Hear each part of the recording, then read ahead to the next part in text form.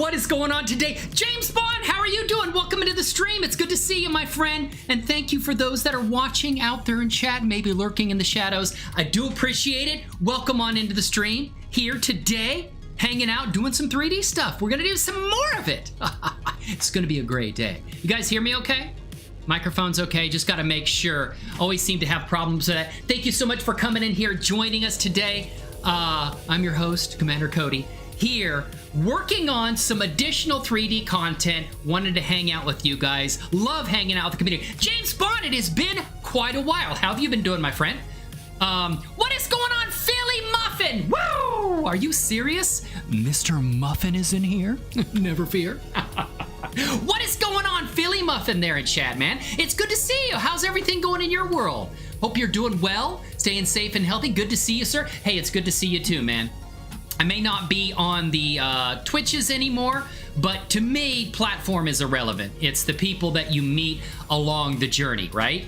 The awesome faces in here like Philly Muffin and James Bond. I care about the people I meet, not platforms or anything else. That's what's important to me, you know? You guys are absolutely awesome. Hope you're doing well, staying safe and healthy. Woo! Doing all that awesome stuff. What is going on here, man? We got some stuff. My phone is going off.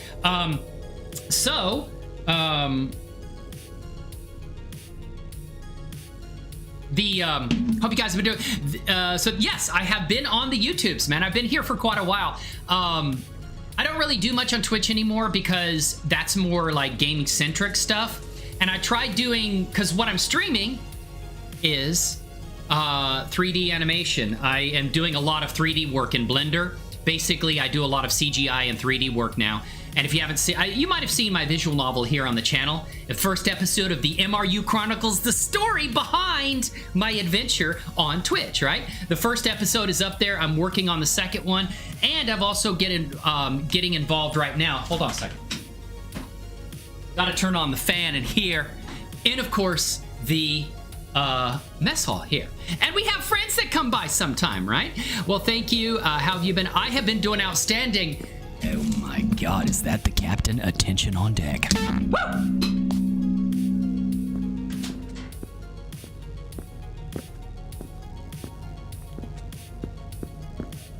Well, hello, Captain.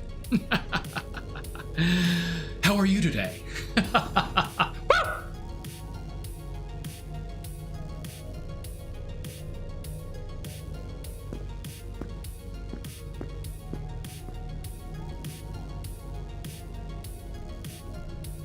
Is she gone? Barakas, how are you doing?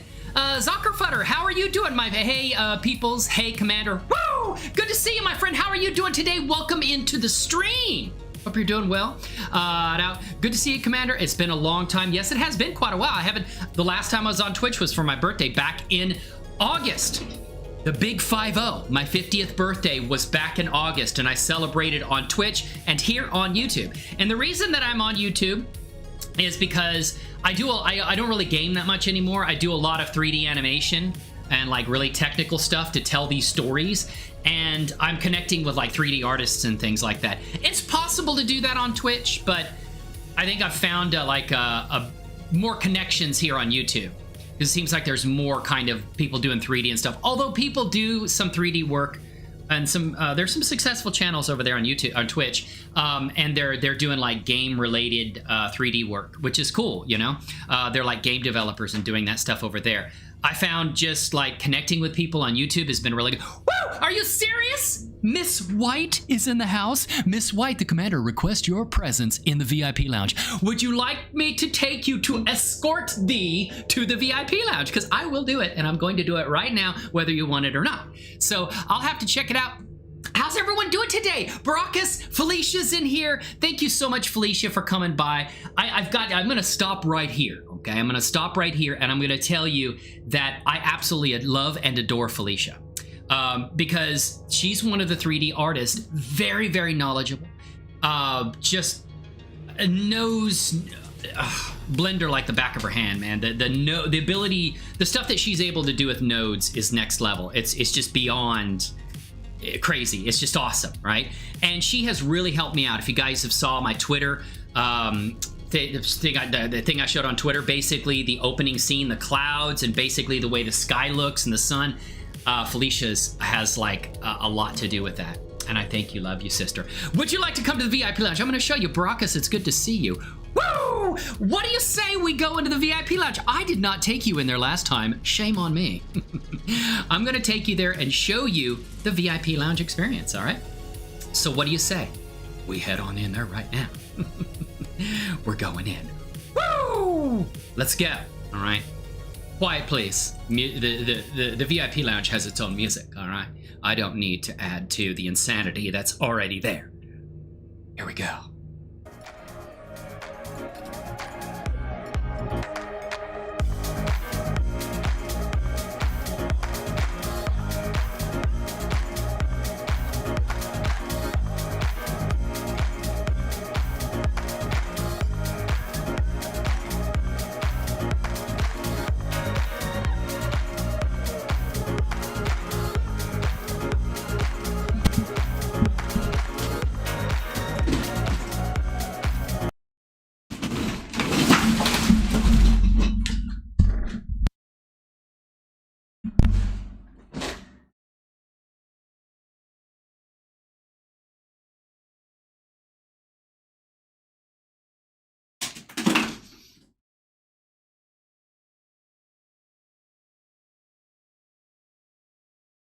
Welcome into the VIP lounge, Felicia. I did not take you here last time to get your seating to watch on the big monitors here in the VIP lounge, our exclusive tactical operations, right? This is the VIP lounge. We have our friend in here, Richard. We like to call him Dick. In here, providing free food and drink throughout the multiverse. Get what you want, drink over there, enjoy yourself, relax. We've got exclusive plush seating here. Woo! In the VIP lounge for you guys aboard our starship, because that's where our honored guests get to stay while we're doing our show, right? And I did not take you in here last time. Yeah, James Bond, you know where your seat is, okay? You got the cushion warmed. It's got your ass cheeks worn into the leather on the couch over there. You know the lazy boy, right? But thank you so much again for coming by, guys. I appreciate it. Hope you guys are doing well, staying safe and healthy during these uncertain times. And of course, you don't have to worry about this. This is a COVID-free zone. It doesn't exist in the VIP lounge. It's a decontamination chamber in here. Okay, don't have to worry about it. But thank you so much, guys, for coming in today. Felicia, you know we love you here. Woo! Always kicking it up a notch here on the show. And we appreciate having you. Felicia, thank you for everything. All the honored guests there in chat, names, exclusively awesome names who I knew over on Twitter and ones that I've met through 3D animation and my adventure here here on MRU Studios, right? Got our starship. Come in and sit down. You know it's for you.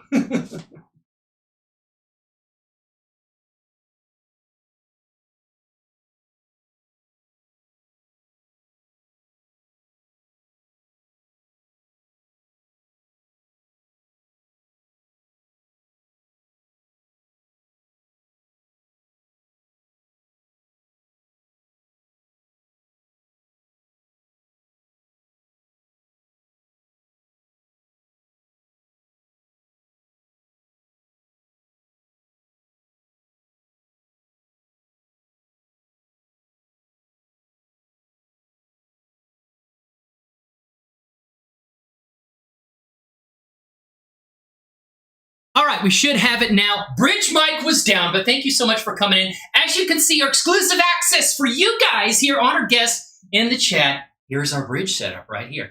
Enjoy your time in the bridge. We got the captain there. We've got our helmsman, Sharon. You see her pop in every now on the streams. She has set course for our next operation, and we are here. This is the nerve center of operations here at MRU Studios, all right? You guys, yes, you should feel honored. It's exclusive access, right? But welcome on in, ladies and gentlemen. Find your seating. We've got the captain and everyone else here joining us for the operation, all right? What do you say we come in, sit down, get to talking about some awesome 3D stuff. Thank you so much for coming in. And Anthony Horn, I just saw your name show up there in chat. I don't think I've had the honor of meeting you before, but welcome on in. Can we get a warm welcome in chat to Anthony? I believe it was Horn coming in here, joining us today. The cat, that is Squad Kitty, all right? He is our tactical morale officer, okay? We also have Battle Kitty, which you will see momentarily here on the front lines with us. Battle Kitty provides us tactical information and data, and a Squad Kitty is a morale officer, okay? He likes to play the music in the VIP lounge to boost those spirits, right? Woo! What do you say we go in and check some stuff out?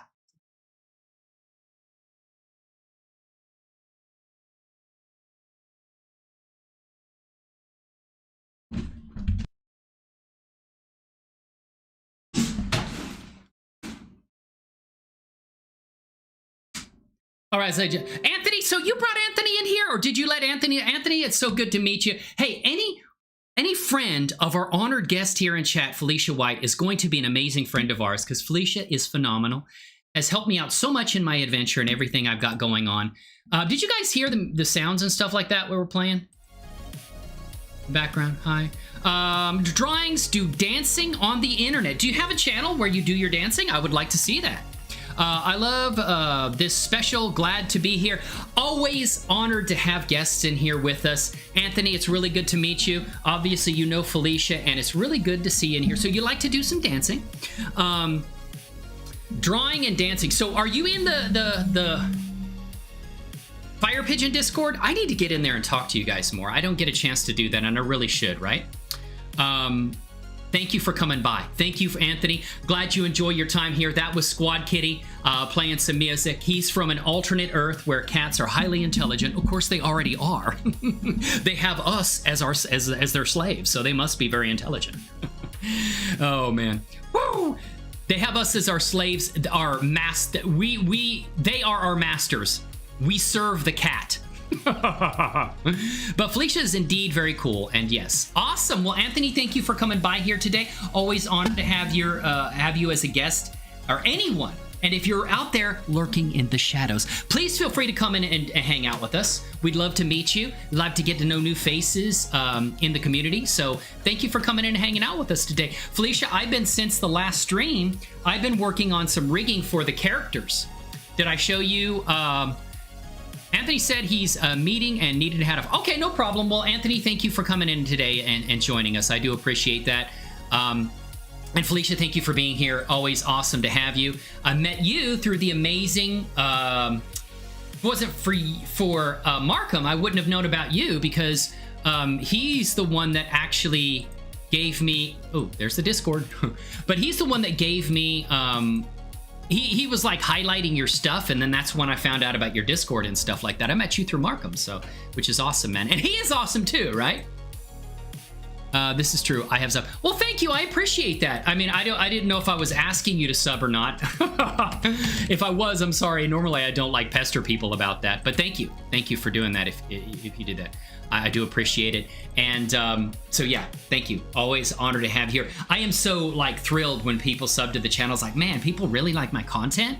That is so cool. I'm glad that I could do something that positively impacted you. Hopefully, maybe you just like to follow for the insanity, which that's cool too, all right? Because I get a little crazy every now and then, all right? Which is good.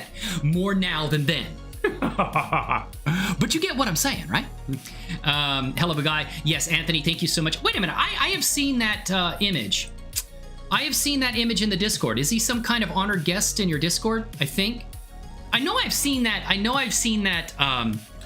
The logo, his profile picture. I know I've seen something like it in the Discord. I don't know if it was him or someone else, but thank you, Felicia. God bless Markham. I agree. Markham has been a really cool guy, man. He's the one that is largely responsible for me having auto-rigpro for Blender. He goes, man, that insanity you're dealing with, let me help you out because no, you're giving me a headache. Here's auto-rigpro. Okay, now you can rig more effectively. Markham does a heck of a lot, man. Plus, he has a full-time job. I don't know how he finds. Well, I don't know how you find time to breathe either, Felicia. Honestly, I don't. I don't know how I find time to breathe. But I mean, Felicia's just like, I don't think Felicia's a cyborg. She does not sleep. Okay, she doesn't. And I think maybe she gets an hour or two, or maybe like 10 minutes here and there. Kolor, can I call you Kolor? Hey, Kolor, dude, I am so glad you're here. K-O-L-R. Kolor? Am I saying that right? And sometimes, guys, and I've had people say, well, oh, you don't do 3D stuff on your stream. The thing is, I do videos, and I haven't done one in a little while. I focus on actually doing tutorials and stuff like that to teach you what I've learned, to hopefully help you in some way. But, like, when I'm on streaming, I love people. Okay, and so when people come by the stream, I don't care to stop what I'm doing to interact with them, okay? Because I genuinely love connecting with people. Almost as much or more than I like 3D animation. And I love them both, right? So I get sidetracked a lot because I really do care and like people. And I want people to feel genuinely welcome when they come into the stream. So there will be a little 3D work and a lot of insanity here, okay? That's just how it goes here at Commander Cody Live, or I should say MRU Studios now. All right. Yeah. Oh, yeah. Kolor for pestering Marco. Oh, Kolor, are you pestering Marco? Good. So, Kolor. I kind of like how that rolls off the tongue. Can I call you Korlog? He said Korlor. Korlog. That sounds Klingon. But, okay, Kolor, here's the thing, right? So, let me go back to this because I was hoping you would show up today because I wanted to ask you a specific question because you were talking about using custom shapes the other day. And you were showing me how to do that in Daz Studio, or Diffeomorphic. I've learned so much about rigging, and Diffeomorphic could do more than it did. Now, this is a rig I've set up. I was actually working on it just before we started the stream. It's basically MHX brought in by auto-rigpro. No, I mean, it's an MHX rig I applied through Diffeomorphic. What is this? Okay, first of all, what is this? This is a very hodgepodge. This is a mess. Let me show you Sarah. She looks better. She's rigged with auto-rigpro. It is a mess. It's a lot of different things connected up, basically jury-rigged, to make them work. Let me show you Sarah. Here's where I started. All right. Hey, what's up, Tiny Kaminari? Have you been here before, Tiny Kaminari? If you haven't, welcome into the show. And I'm going to welcome you again for the second time. How are you, Tiny? Good to see you. Thanks for coming in here today. I appreciate it. Hope you're doing well, staying safe and healthy. We're so glad to have you. Everybody in chat, please welcome. And I believe Felicia did. The awesome, amazing Felicia. I need a chat command. I'm going to go ahead and put Felicia's... like I said, I get sidetracked. I'm going to put your Patreon in here. Patreon... I've got one too. But you should spend money on Felicia. The adopter of Ryan King, so I got in early. It was when he had $1 Patreons. I don't know if he has that level anymore, but I got it early on. I actually got to talk to him and stuff. You know, back before he become a bigwig over on YouTube. All right. There we go. There we go. And Felicia. Yeah. Do you want to leave YouTube? Sure. So that's Felicia White. That's her. It says posts, but I mean, you connect there. No need. I'm happy to be here. Well, we're happy to have you. And is that a kiss? You blowing me a kiss, Felicia? Back at you, sister. I'm really good, man. I've been frustrated this week because I've been trying to make progress on rigging my characters, and there's so many ways to do it, and I keep running into snags, man, that trigger my OCD. But other than that, I'm doing okay, man. Trying to stay sane, not being particularly successful at it. All right, never have been. But you know, let me show you. What is this? This is Sarah. Now, Sarah is someone who is a real person that this is her 30 years ago. What I'm doing is I'm going to tell Navy stories of my time, some fun stories of my time in the Navy back in the early to late 1990s. This particular story takes place in 1993, and I was stationed at NAS Miramar, the place where Tom Cruise and his F-14 flew past the tower. I worked CG Trader. This is a... hold on a second. So this is CG...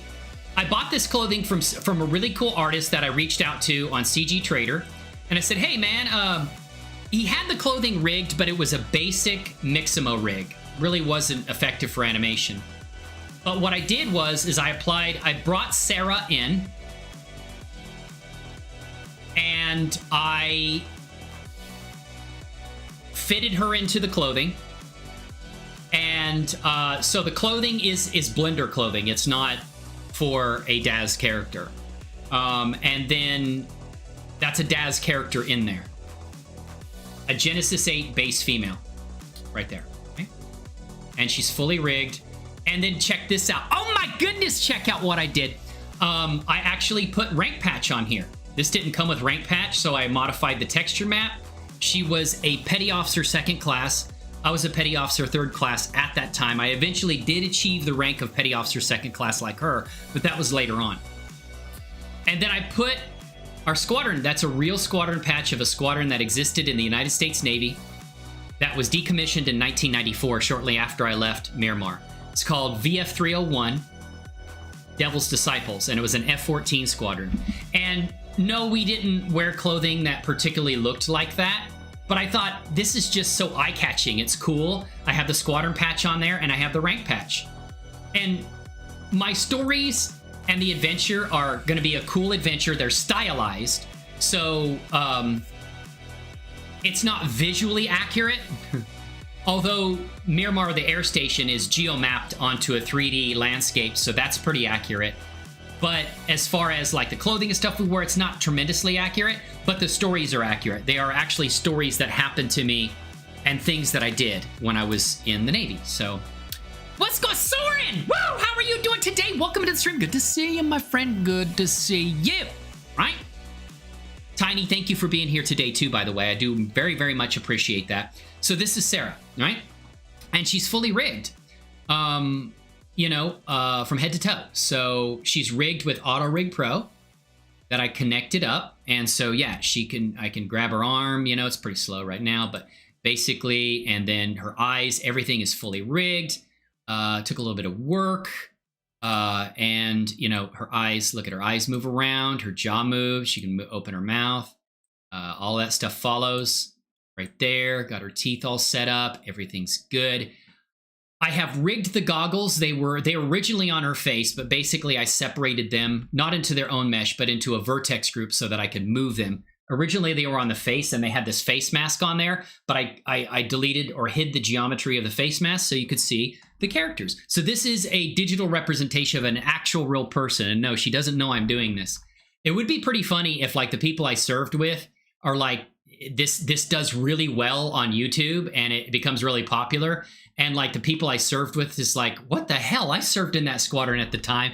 And then they're like, oh shit, it's Kevin. Oh my God. And it would not surprise them for me to do something like this because I wrote stories about them back in the 1990s. And it's the only thing they would be saying is, what took you so long to tell this story? What took you so long to tell our story? But that's her right there. So she is on the flight line. I actually did a brief render of her on the flight line of NAS Miramar. Now this is just the beginning, and it was me basically playing around with the rig a little bit, putting her into a position.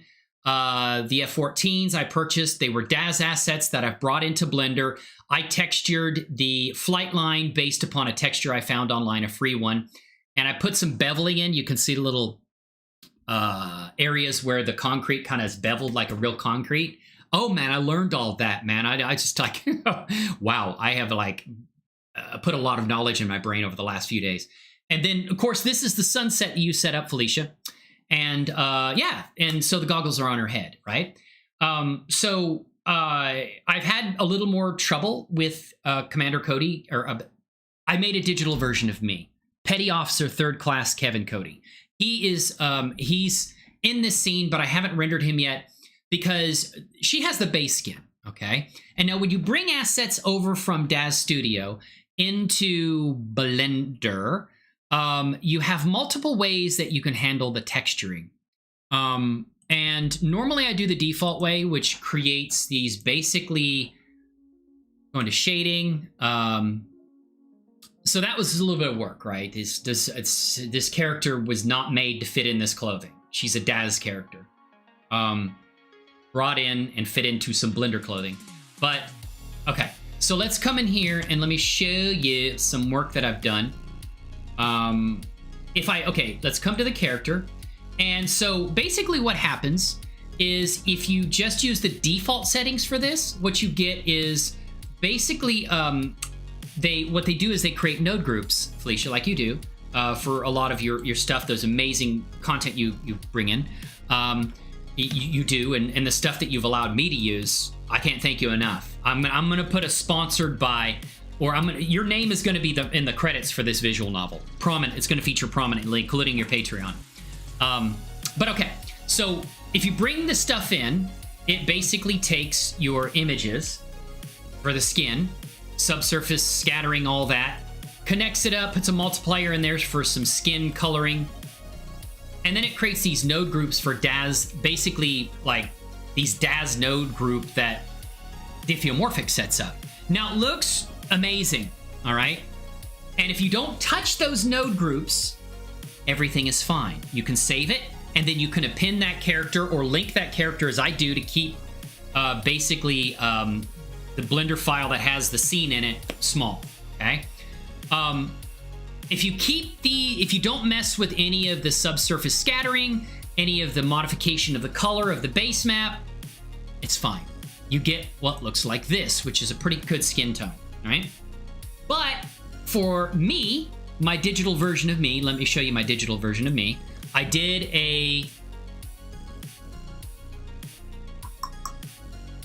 I put an auto-rigpro on him too. I did the same thing I did with Sarah, okay? And I'll show you what that looks like. And Soren, Fristine, good to see you, man. Hello, how are you today? And thank you for bringing your friends by here, Felicia. I can't thank you enough, dude.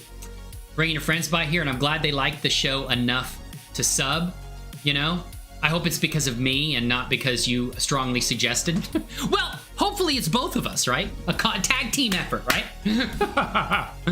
Okay, all right. Here is me. My digital avatar in these stories, okay? I like the skin tone. And look I put a bone on the goggles. It's not quite got the constraints I want on it yet, but I can move the goggles around. Basically, I can move them down, I can rotate them, and then I can slap them back on his face. All right? Which isn't too hard to do, but I need to make the bone move in a way that makes that easier. So now they're on his face, and boom. Because I'm gonna need that for the story. There's a part where he is down on the flight line talking to Sarah and a chief petty officer, and then he goes and he is ordered to go up, and I was ordered to go up and help the CO, commanding officer of the squadron down, who was flying that day against the Air Force, and he lost. He's flying against F-16s. Okay, so lost the first round. We won the second one. Don't you dare. Okay, rematches are a bitch. So there we go. Yeah, so I got the goggles back on there, right? So yeah, all right. And then I'm gonna undo that. So I'm gonna move that back up. Okay. And everything's peachy, okay? I like the skin tone, but what I did... Sorry. Hey, Celestial Skies! This models are great. Well, yeah, well, thank you. I appreciate that. I can't take credit for the models and how they look, but I can take credit for rigging them. And getting them working together. Because this is a Genesis 8 male, and he's not supposed to fit in that clothing. So I made him fit. And as you can see, I've got my Petty Officer 3rd class rank there. And of course, the Devil's Disciples rank on the shoulder. Yeah, but it's very sexy. And I like the skin tone and everything. That's a little bright because I'm using basically the viewport shading setup. But I like the coloring of his skin very, very, very much. Celestial Skies, how are you doing today? I got your message on the Discords earlier, but I did not get a chance to respond because I was right in the middle of chaos and trying to set up my stream. So, but thank you so much. I did rig the model, so the ability to move things around and all these things, the control surfaces, that was done by me. You're making some good progress, dude. Well, thank you, Baracus. I appreciate that. I'm trying, but I'm not happy. I have a problem, a mental problem. And that is, I'm 50 years old. That's not my mental problem. Maybe that's it, I don't know, but I'm concerned that I will not be able to tell my stories the way I want to before I get too old to be able to tell them and have them become, I want them to become hugely popular, not necessarily because of me, but because I want them to touch the lives of a lot of people. I want to bring happiness and tell these stories that bring some joy to people's lives. And if I can help others through tutorials and my knowledge of 3D achieve the ability to tell their stories and express themselves with the world, I feel like that's my purpose here. But I feel like I didn't figure out that purpose until I became 50 instead of when I was 20. You know, don't waste your time when you're in 20s. You know what you want to do, go for it. Don't be afraid of it. And I know people told me that when I was in my 20s, right? And I was like, I got all the time in the world. You don't. You really don't. So anyway, so that's beautiful, right? But that doesn't mean you shouldn't do it. When you're in your 20s, you have plenty of time to do those things that you need to do in your life to achieve. That's what I mean. Okay. But this is it. Okay, this is the thing. And his skin looks beautiful. So let me go over to shading. All right. I brought him in from DAZ and it created those same DAZ node groups. Maybe I need to talk to Felicia about this one. I guarantee you she'd be like, oh yeah, I've got that figured out. So we're gonna go in here and we're gonna select the character's mesh right there. Right there. And so, yeah, you got these DAZ translucent and things like that. Now you have the ability to bring in a DAZ character in several different ways, okay? And you do that through global settings. You've got principled over here, which is what I had it set up. Normally this is BSDF. And I think this is random walk, okay? The skin looks good there. Looks fine. The problem is, and when you basically set these global settings to this, what happens is you get node groups that look like this. They don't have a principal BSDF, and they create nodes that are developed based on node groups that Tomlinson, I think his name is, the guy who created Diffeomorphic, right? But you found it, Cody, and that is what it matters to find passion. Well, thank you, I appreciate that. Yeah, I'm not dead yet. And I've been staying active and staying healthy, so I feel like I'm in my 20s. Most of the time. Unless I eat too much sugar and I'm like, oh my god, yeah, I'm definitely not 20 anymore. Woo! Thank you so much, Fristine. I appreciate that, man. I really do. It means a lot to me, my friend. So here's the problem, okay? If I export this character, or no. If I leave the character in here, the skin tone looks fine. I look sexy in this. My digital version is sexy, right? So I like the skin tone. I like the eye color. I selected it's actually a female eyes in DAZ Studio from a morph set I bought that I really like. Or not.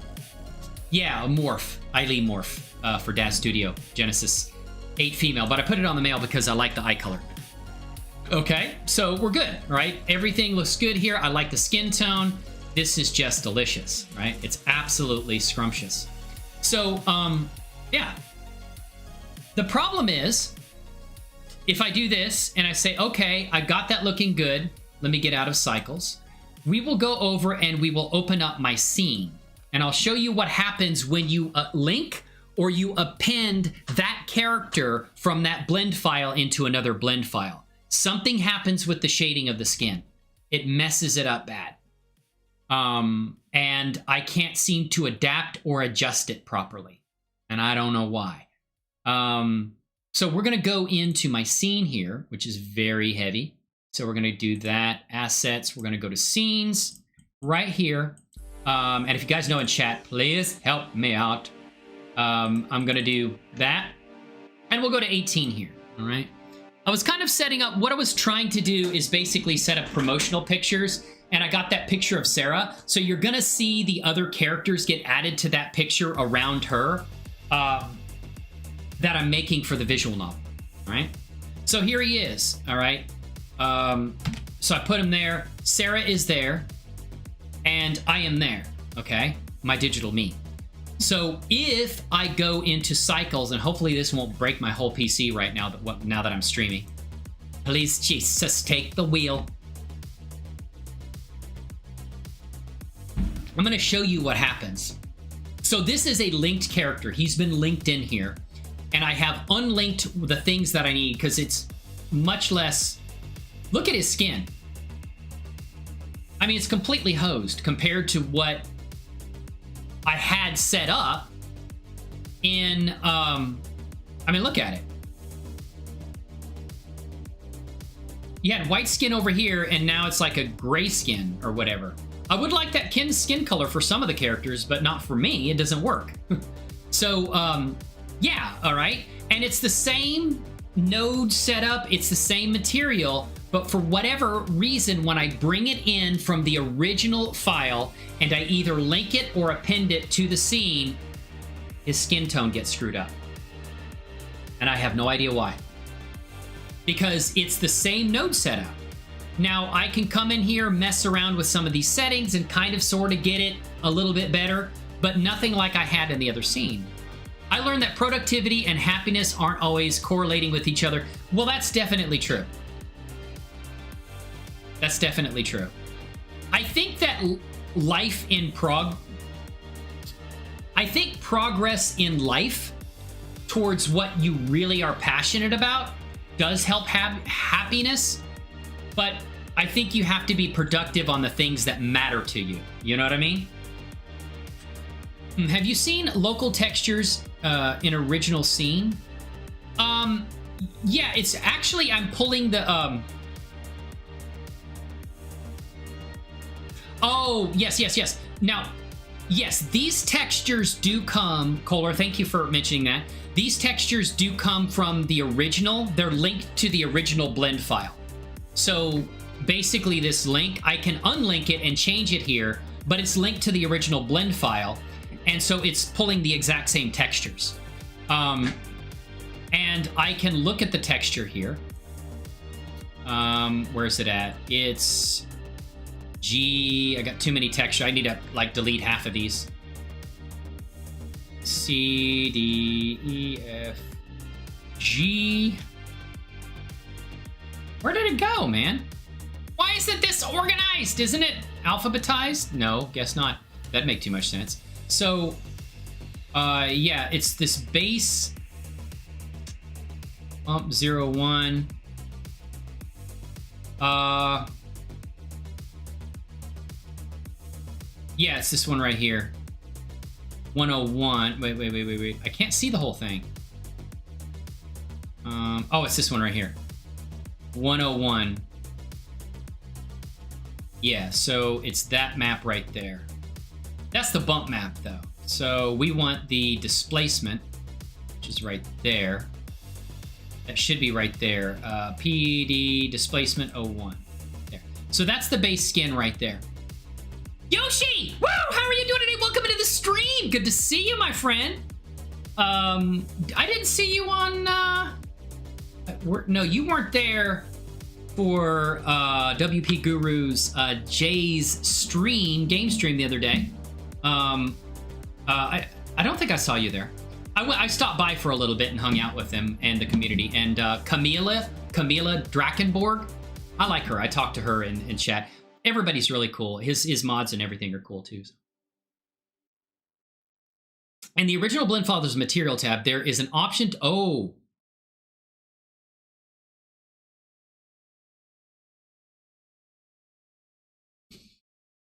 Let me go look at that. You never know what can help, man. You could be absolutely onto something there. But hey, good to see you, Yoshi. Glad to have you in here. Welcome on in, Yoshi and Barakas. It's good to have you in here too, my friend. Thank you so much. Love talking to you guys about life or whatever. You guys about life or whatever, man. I'm just here to hang out with you guys. Number one reason that I stream is to hang out with you guys. And do 3D stuff or talk about whatever. I don't care. Nope. My timing was off. Camila is great. She does promos for the... Oh, does she? Does she work for Daz? I did not know that. Those DAS people are sneaky, man. You never know who they are. They don't tell you who they are. Well, I guess a lot of companies. I knew people like in EA, Electronic Arts, back when I was streaming, and they don't necessarily announce who they are. I knew the global community lead for BioWare and the global community lead for EA. I became very acquainted with them. They were cool people.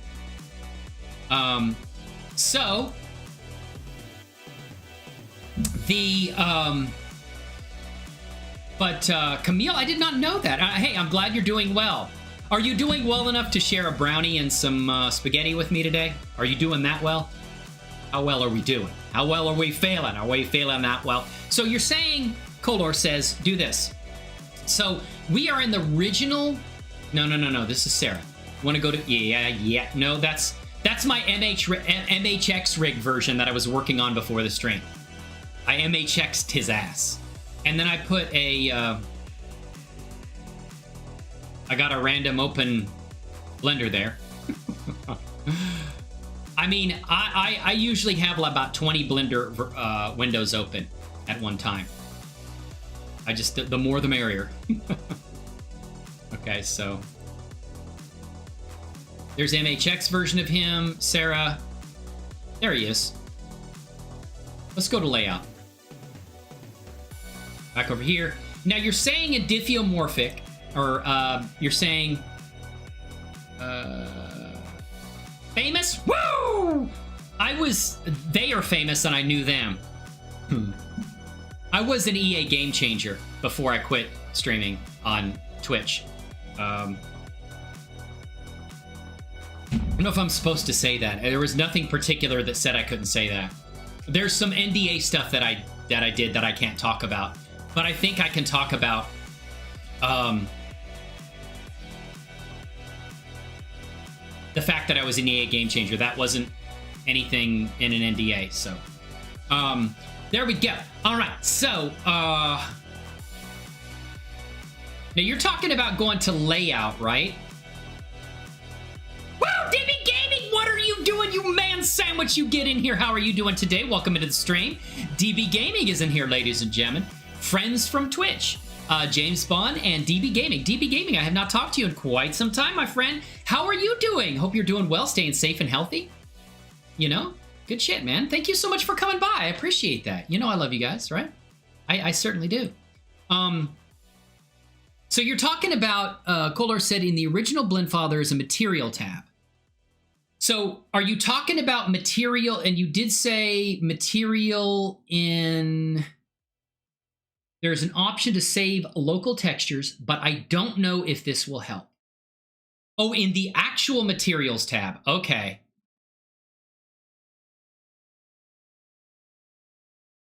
Huh. What might actually help too, Kolor, is if I bake the materials after I do the change of the skin tone and stuff like that. I take those maps that are modified and then bake those textures.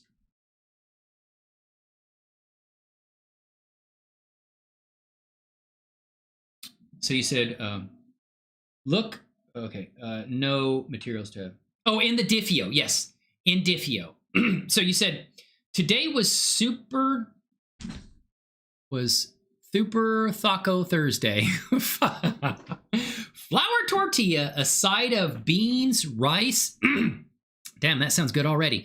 Other side guacamole, put hard corn shell inside. What? Or two.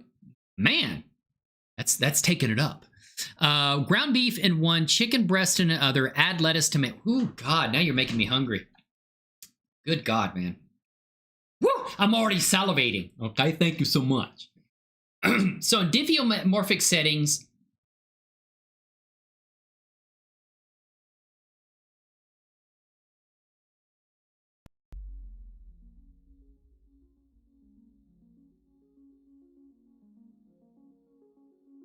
corrections. Oh.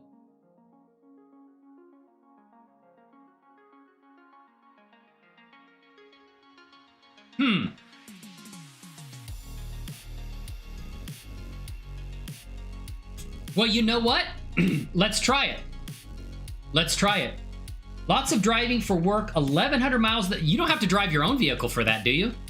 I'm like, man, you're gonna wear your car out in like 6 months. I don't know. My artist skills are cooking. Are they really? Well, then it's a good thing we're a friend because my artistic skill is eating. Feel like we're gonna be fast friends, my friend. Mileage, yeah, that's crazy. You drove more in 2 days, DB Gaming, than I have driven my truck an entire year. Last year, I work from home, so my truck, I drove it 261 miles last year. We drive so little mileage in the state of Pennsylvania that we don't actually have to have an emission test.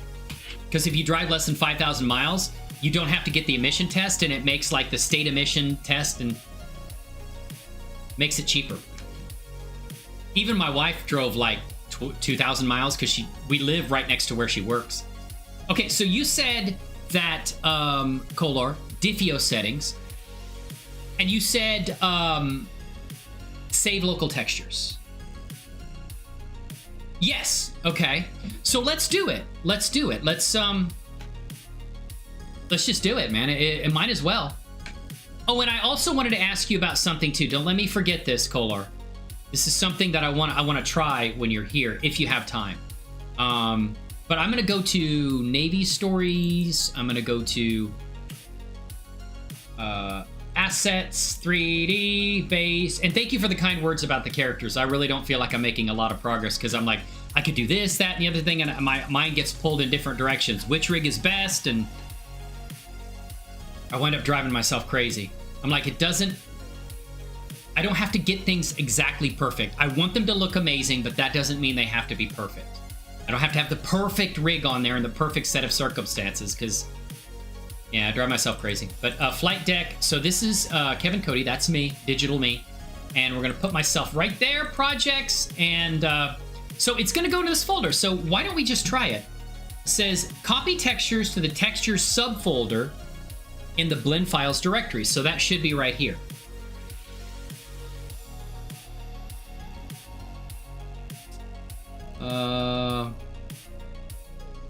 I don't know why I'm getting errors, but I did get something. Oh, it didn't work. It blew its damn mind, man. I wonder if that's because it's an auto-rigpro rig. Let's find out. I have an MHX rigged character right here. This is the same character pretty much with MHX applied. So let's try that. And I skinned him with auto-rigpro. So I took all the parts, skinned the clothing because it wasn't part of the character when I brought him in using Diffeomorphic from Daz Studio. And I used the skinning in auto-rigpro to rig the clothing to the character and the MHX rig. Because really the auto-rigpro just uses the built-in tools that are inside of Blender. It just provides a good interface for it. So let's go here and we'll go Daz Importer. We're gonna go to corrections, right? Materials. Save local textures. So what do we do that? Okay, we're gonna grab him. We're gonna go there. And now I'm gonna say, I don't know that matters, but we'll save local textures. Textures. Let's delete the textures folder. There we go. Yeah, keep getting that. I don't know why I'm getting that. Scripts. 0 pi. Pi. Valid arguments. Oh.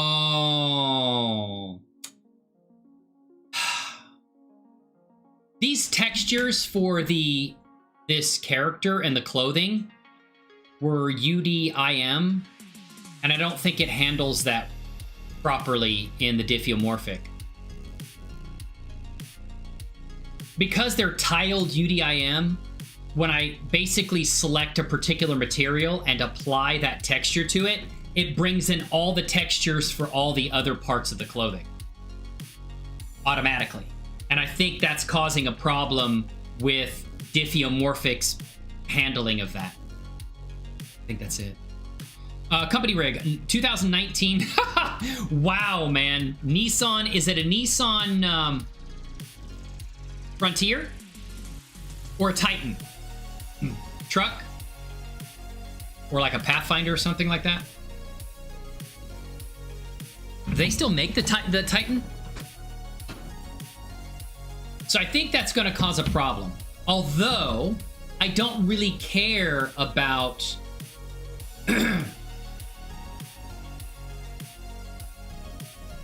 Is there a way that you can say...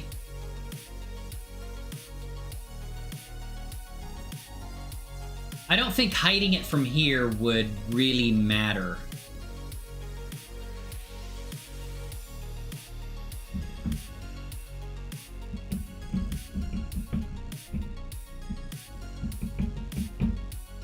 It'd be nice if you could just say, okay, you select that mesh here, and you say NV1500. Oh, I'm not familiar with that. I'm not familiar with that. Well, it's good that you don't have to. You fix like espresso machines and coffee machines for a Starbucks, or is it some kind of chain? I might have eaten too much chicken. I feel the tryptophan kicking. Yeah. Doesn't turkey have that in it? Something make you sleep? If I could, it'd be nice if I could select the mesh and say save local textures, and it would only save the textures for that. Because what I may have to do, if that's the case, is bring in the character, save the textures, and then bring in the clothing. You know what I mean? Bring in the character, apply the textures that I want, and set it up the way I want, and then do that. But I think it just saves the base textures into that folder. Basically just copies them from where they are and puts them in a central location where all your textures are that you're using for this project. I think probably what I need to do to make this work... Kolar. Before I get to that, let me write that down. Let's see, one period. Bring in character. Genesis 8 character. And I could also use this at Genesis 8.1, but I've just been using Genesis 8 because I'm more familiar with them. Starbucks and others. Oh, that's cool, man. Work's been going good, right? How is the missus? I hope she's doing well also, you know? Genesis 8 character. Import Genesis 8 character using diffeomorphic modify skin color in the shader tab in Blender. Doesn't have to be in the shader tab, it just has to be in the shader nodes area pane. And then let's see here, bake textures. I bet baking's gonna work. I feel strongly that baking will work. Textures. Okay. Back. Okay, bake. So that's what I want to do. I want to bake those textures, right? And yeah, so I just want to write that down. Now, okay, Kolar, back to you. If you're still here. So let me show you something I did, because I've done a lot. Let me bring in yet another copy of Blender, because you can never have too many of them open, right? Especially when you're trying to stream. Actually, no, that's not what I want to do. I have a Rigify version of him. I I thought I had a Rigify version of him. Did I delete it? Oh no, I got it right here. Here's a Rigify version of him applied through diffeomorphic, okay? Now.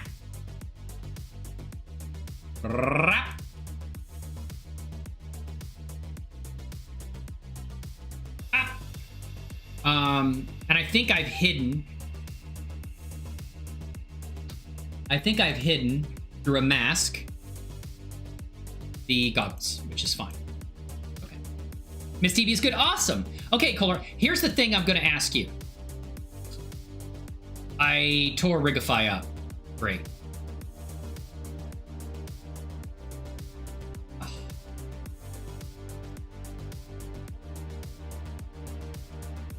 Let's redo this. Damn. Well, let's bring him back in. We'll go and eyelashes and mesh. Oh, eyeballs too. There we go. So let's bring him in. Daz importer. We're gonna go easy Daz import. Here's the question I had. That's looking great. Well, thank you. Did you see him, Yoshi? Did you see him over here? This is the Rigify version that I have a rig on. This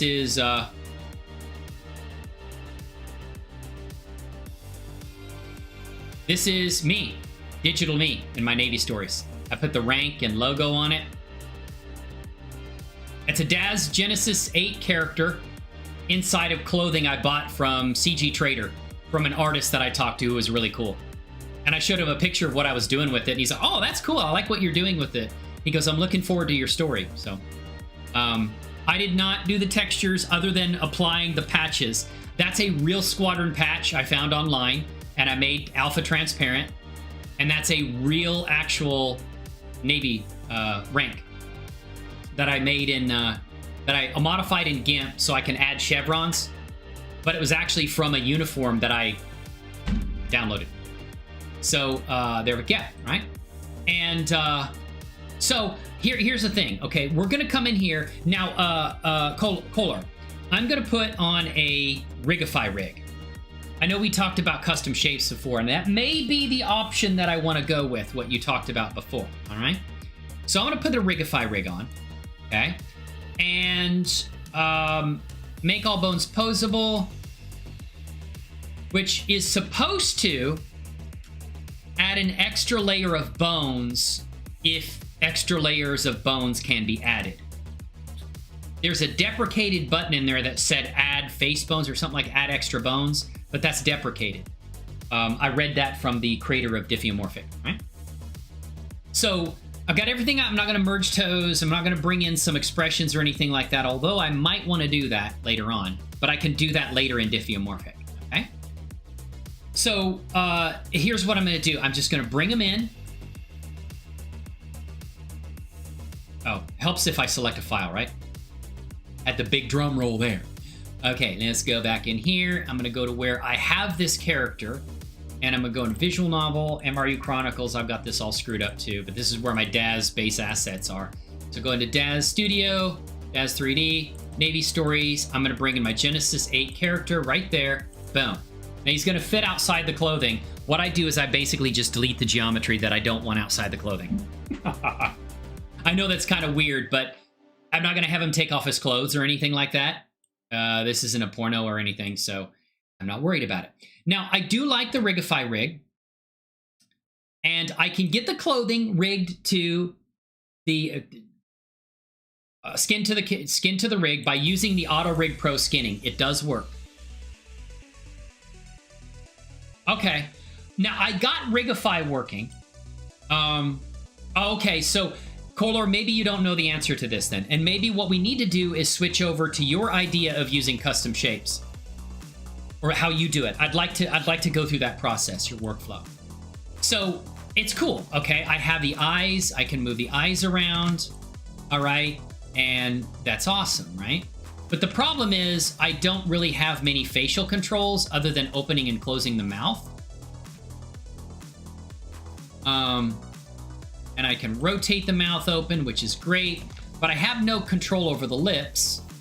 And basically the hands move up and down, but not the fingers. And so I was trying to go through, and I know when we did certain things the other day using custom shapes, that we were able to turn on the face rig controls and stuff like that.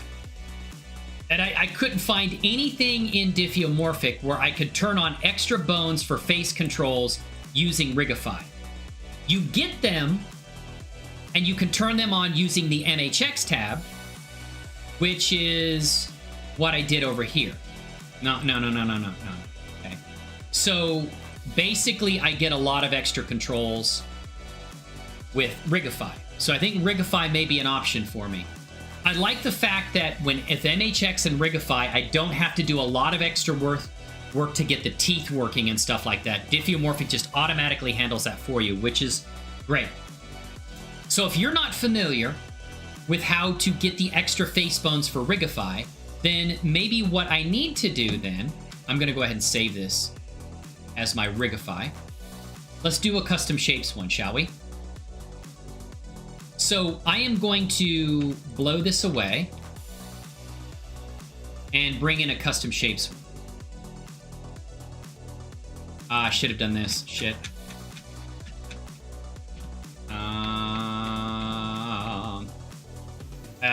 Okay, let me redo this. Okay.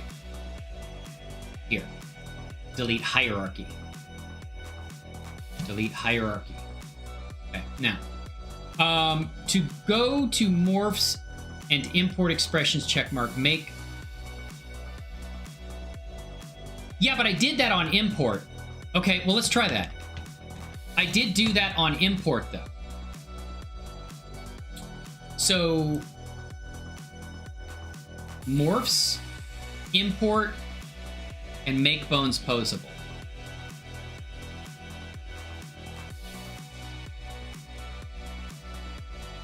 Yeah, I don't know that it is going to work with Rigify, Polar. I'm not sure. Try to go morphs and import expressions.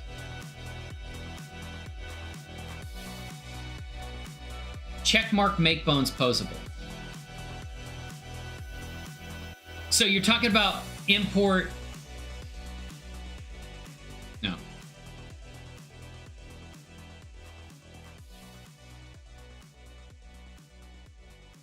No.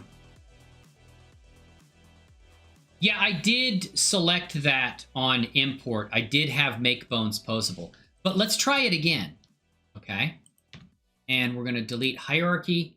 Let's do it again. Daz importer, easy Daz import. See, I did have make bones posable selected on import, so it should have brought in everything that way. And I do have, I'm not really sure what rig mannequin is. I've never used it, but if this doesn't work, we're going to try custom shapes. So easy import. Okay. Yeah, it just doesn't come with much. It's a shame. I was hoping to try the Rigify rig. What I don't like about MHX is, and maybe there's something I can do to prevent this, and I think I can. Like when you pull this down, see how it stretches his arm? It does that. It doesn't do that with auto-rigpro, but I think that's probably a setting that I'm messing with. And I need to go over to, this is MHX. I think in the MHX tab, I think you can prevent it from stretching. Because right now, when I go and I grab his hand, right, and I pull it down, he gets the what is it, Plastic Man from Fantastic Four. Look about him. They're making a new Fantastic Four movie, I think, too. I think that you can prevent that.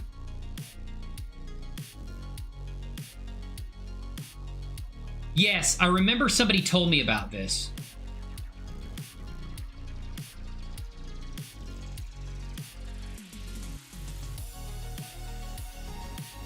Ah, yes. Yeah, okay. Woo! okay, I might use the MHX rig then. Okay. I forgot you have to turn stretchiness off. That's what it was. Okay. Let's go to your stuff, Corlor. I'm interested in rigs now. And I think based upon everything that I'm doing, I think that I probably will not use auto-rigpro for now. Although I do like some features of auto-rigpro better than MHX. The MHX rig is pretty good. But let's try your custom stuff. What do you say we do that, Corlor? I say I need to learn what you know. I say I need to pick your brain. I say that.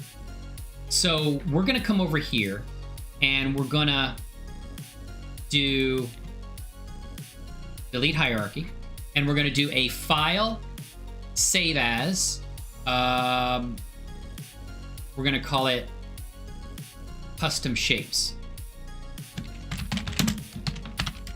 This is kind of like, I guess, diffeomorphics rig system, right? Okay, so let's bring in, okay, and then we're gonna go to that. We're gonna make bones posable, and we're gonna go to Polor's custom shapes. I like the name of that. I like the sound of it. There is a stretch setting somewhere. But it's not gonna fix a lot of things. Yeah, it fixed the thing that I needed, which is the important thing. But yeah. And I guess maybe the rig doesn't do some of the things that you're actually looking in for and want it to do, so. Woo! Are you serious? Oh my God, sandwich is, who was that there in my chits? It is the artist formerly, many years ago, known as Spoiler. Now, Yabaika. Yabaika? Is that right? Is that Japanese? Because if it is, my wife would be able to say it right for me, and I wouldn't sit here and screw it up. Whoa, are you serious? What is going on? Dude, I have not seen you in a hot 5-10 years or something like that. Another lifetime, I don't remember. What happened to my damn stream? Oh, I put Stream Deck on sleep. That's what it was.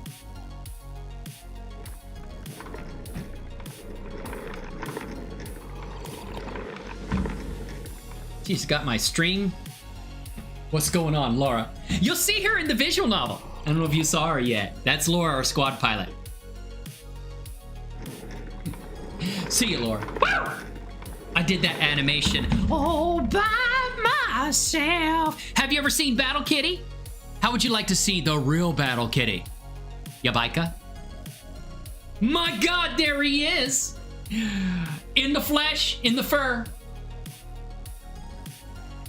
Look at him, he's surveying, man. He's got a swivel arm battle head. What's going on, kitty? He's not giving you dirty looks, he's judging you, because that's how cats dip. All right, let's bring this shit in. I just, stubborn. Yeah, Baika. I gotta show you my VIP lounge. I got the whole VIP lounge set up, man.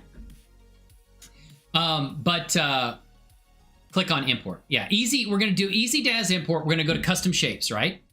I'll show you this. I'll show you the VIP lounge if you have time after we're done with this very crucial import.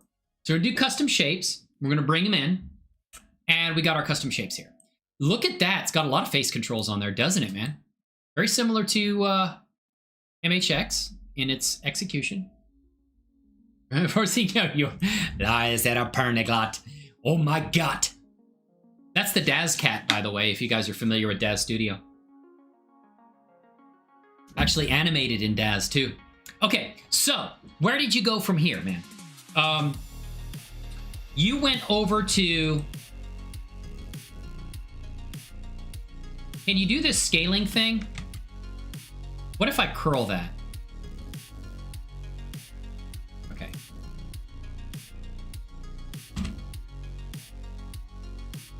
Okay, that's okay. I'll say, we're on custom shapes, okay? And there was an area that you went to where you basically got... Oh, good, man. I'm just chilling, listening to you while at work, so I'll be... Woo! Thank you so much, my friend. I appreciate that. You know we love you here, brother. Long-time Twitch friend, you know? Back on my days of being on Twitch. I need people to stop sending me political advertisements. Seriously, I don't want to see it. So from here, I remember we went to an area where we had, and we could turn on like IK, FK inside of here after we put these custom shapes on. And thank you so much, brother. You know we love you here, right? I always do. I love my friends. I don't care what platform I'm on. I don't care where they're at. Why was the message retracted? Why did it... did you retract your message?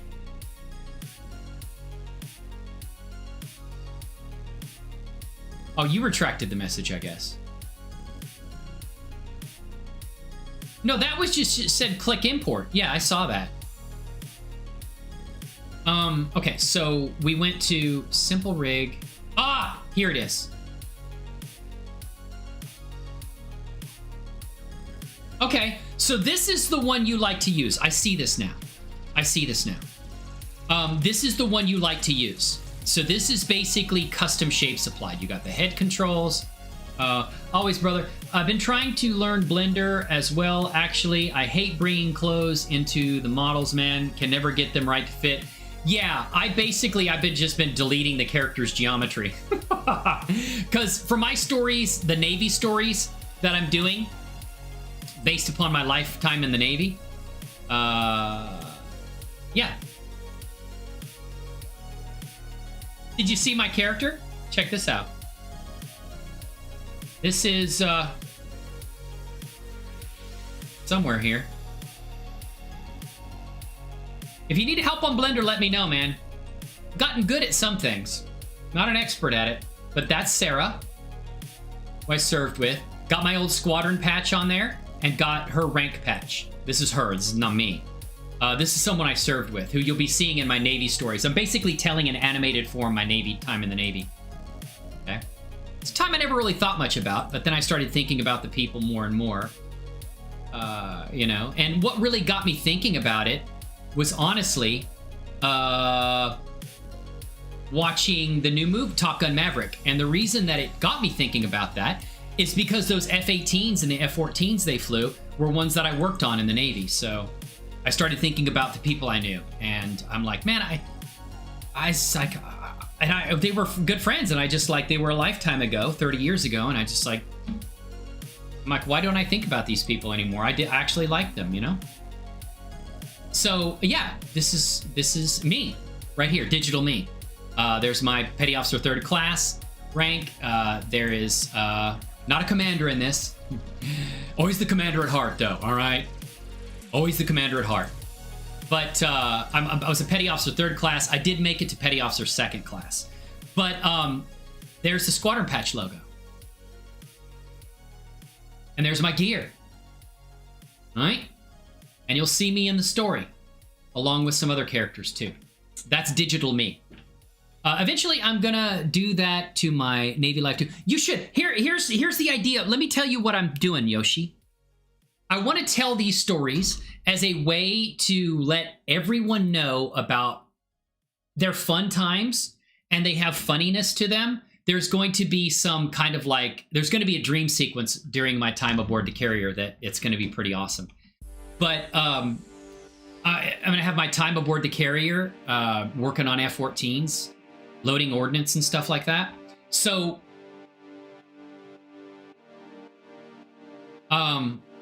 I want to tell that short story just like with the MRU Chronicles. These stories, even though they're real life based, they're fun stories that I want to share with the world to put laughter and smiles on faces, okay? And what I would love is if these got really popular, to take other veteran stories like yours, Yoshi, and animate them, and take like other veterans and stuff like that and tell their stories. Not just Navy, any branch, Marines, Army, Navy, and tell their stories to the world and share your stories through this digital medium, you know? Okay, go to Morphs. Okay, here we go.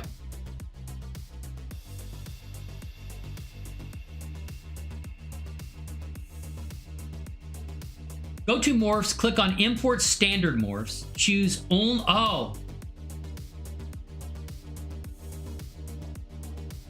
This is in the Rigify, right? I've got like 500 things open now. MHX. auto-rigpro. Auto-rigpro.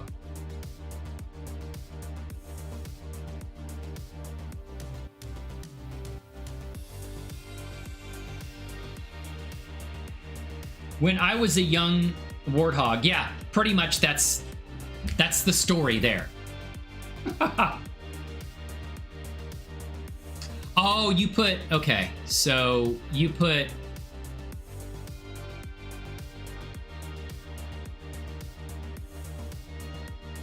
oh, okay. I'm gonna describe step-by-step custom shapes method. Okay, there we go. Let me pull these out of this section here. Hold on. Let me get a notepad and put your stuff in here. Period.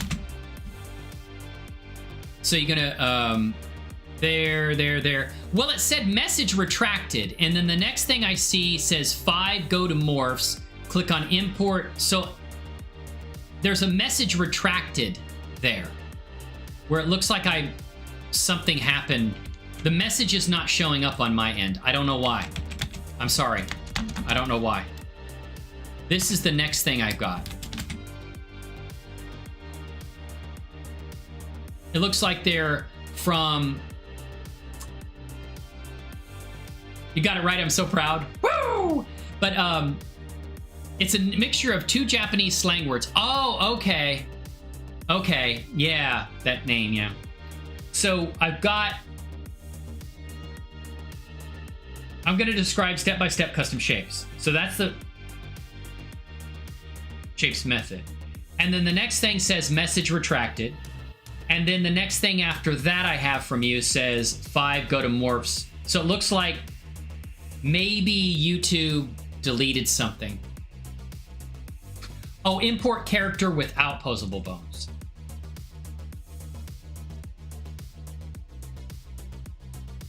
Philippine sea mascot was the War Dogs. Oh, okay.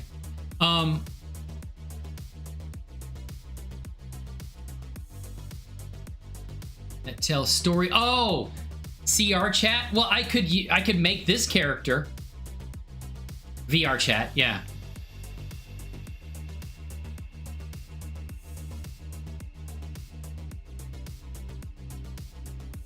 Okay.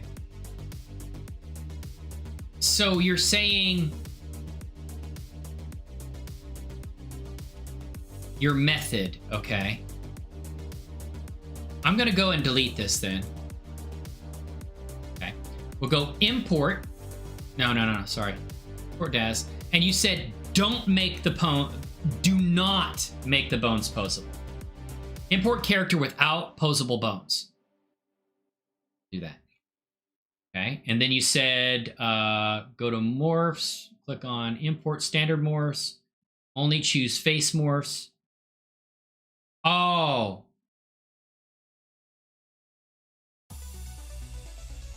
You can use rigged face. Oh. You're talking about after you... Okay, that's a different section. But you don't make the bones posable here is what you're trying to tell me. My grandpa was in the Navy back when he was 14 to 35, I believe. He lied about his age back when you could lie about your age and not have them find out about it or care. To enroll as a kid. He has some crazy story. I bet they could. Nowadays, they don't do that. I actually tried to get back into the military about 3 weeks ago. But my age, they wouldn't let me get in because of my age. I tried the Marines. I tried the Navy, Air Force, Air National Guard, Army, and Marines. I called them all just for the sake of it. Now, New Marines wasn't possible because they require their age limits are much younger, and I'd have to go back to a boot camp, and I just don't want to spend that much time going back to boot camp and school. All right, if I had to go school, that's fine, but I don't want to go back to boot camp again right now. But physically, I know that I could do any of the tests that they required back when I could pass the test of a 20-year-old, like interest tests or anything like that. As long as it's not special forces. Don't make me take the SEAL test. I'm not gonna. No, I'll die. But regular test, I'll blow them away. Space Force does not have a reserve program. I want to go into the reserves. Space Force doesn't have a reserve program. All the other branches do. I sort of got laughed at about the Marines, but he didn't laugh at me. He's just like, nah, it ain't gonna fly, brother. He said it like that. But he goes, sorry, it just won't. But I wouldn't say that he laughed at me. But I tried the Navy. I thought the Navy would be the biggest possibility. I thought the Navy would be the best possibility. So I didn't make the bones posable. I had that turned off, right? And then you have your section down here. So that's pretty much it. No, it is bringing it in. Hello, Commander. I finally made it to one of your streams in time. Woo! How are you doing? Oh, wait a minute. Yes, I remember you. We had that conversation about bringing in face morphs and stuff like that. How are you doing, my friend? It's good to see you. It depends on the branch, Yobika. It's all arbitrary BS, the age limits. Because back during World War II, the age limits for the draft was 64 years old. So it's all arbitrary BS. It depends on how desperate the military is. And they're kind of desperate right now because their recruiting is way down.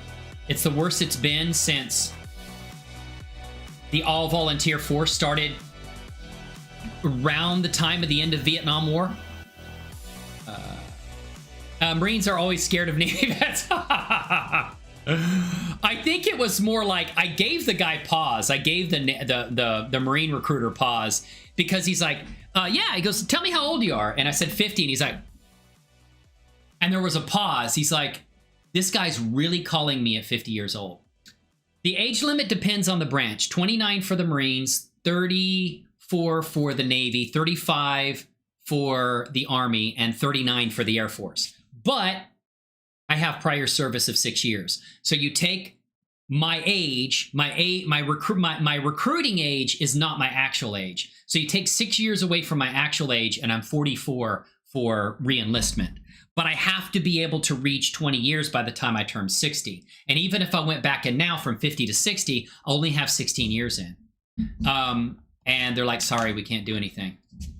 Now, the Army was the one that was the most open. The Army National Guard, I talked to a sergeant, and he's like, and I don't want to go full-time. I just want to go in as a cool part-time job because that's what the Navy was back when I was in the reserves, okay? The coolest freaking part-time job I ever had in my life, and I can't ever imagine having a cooler part-time job. Now, cool, you could get called up to go to war. It's cool, yeah. Okay, then it becomes a full-time job. Okay. I got a full-time job now, honey. Oh, man. But, you don't want to go there. You don't want to do I never got called up. But, so this is it.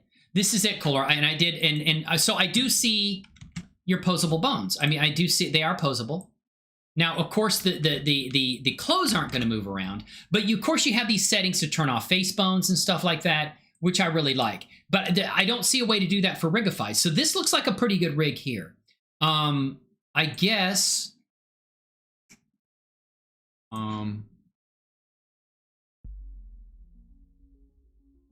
Yeah, okay.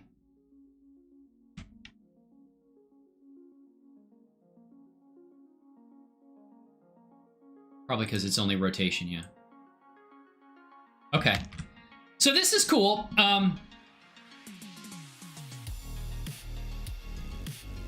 The only thing I'm not sure about is I can't basically use one control to like do the fingers like this. You do have IK, of course. No. You do have... Oh, wait a minute. IK's turned on.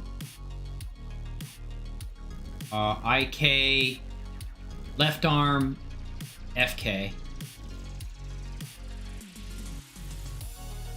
So how would I grab the left arm if it's IK? And why is IK not on there right now?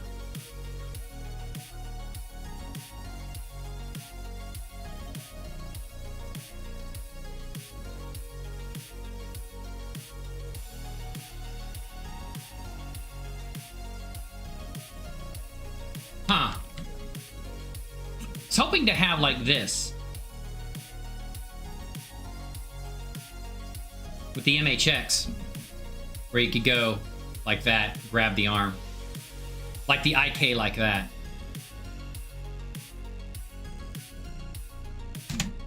Yeah. I don't see that. But there may be a way to do it, you know? I think I'm actually gonna go with MHX. But I really do appreciate you, Kolar, taking the time to show me this. I think we should go to Baked Textures. Oh, okay, yes. Okay, yeah, yes, Kolar, you're right, okay, no, you're right. So what you need to do is go over here and go to add simple IK, right? Yes. There we go. All right.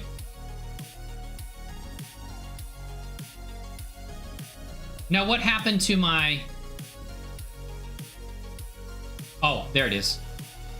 Okay.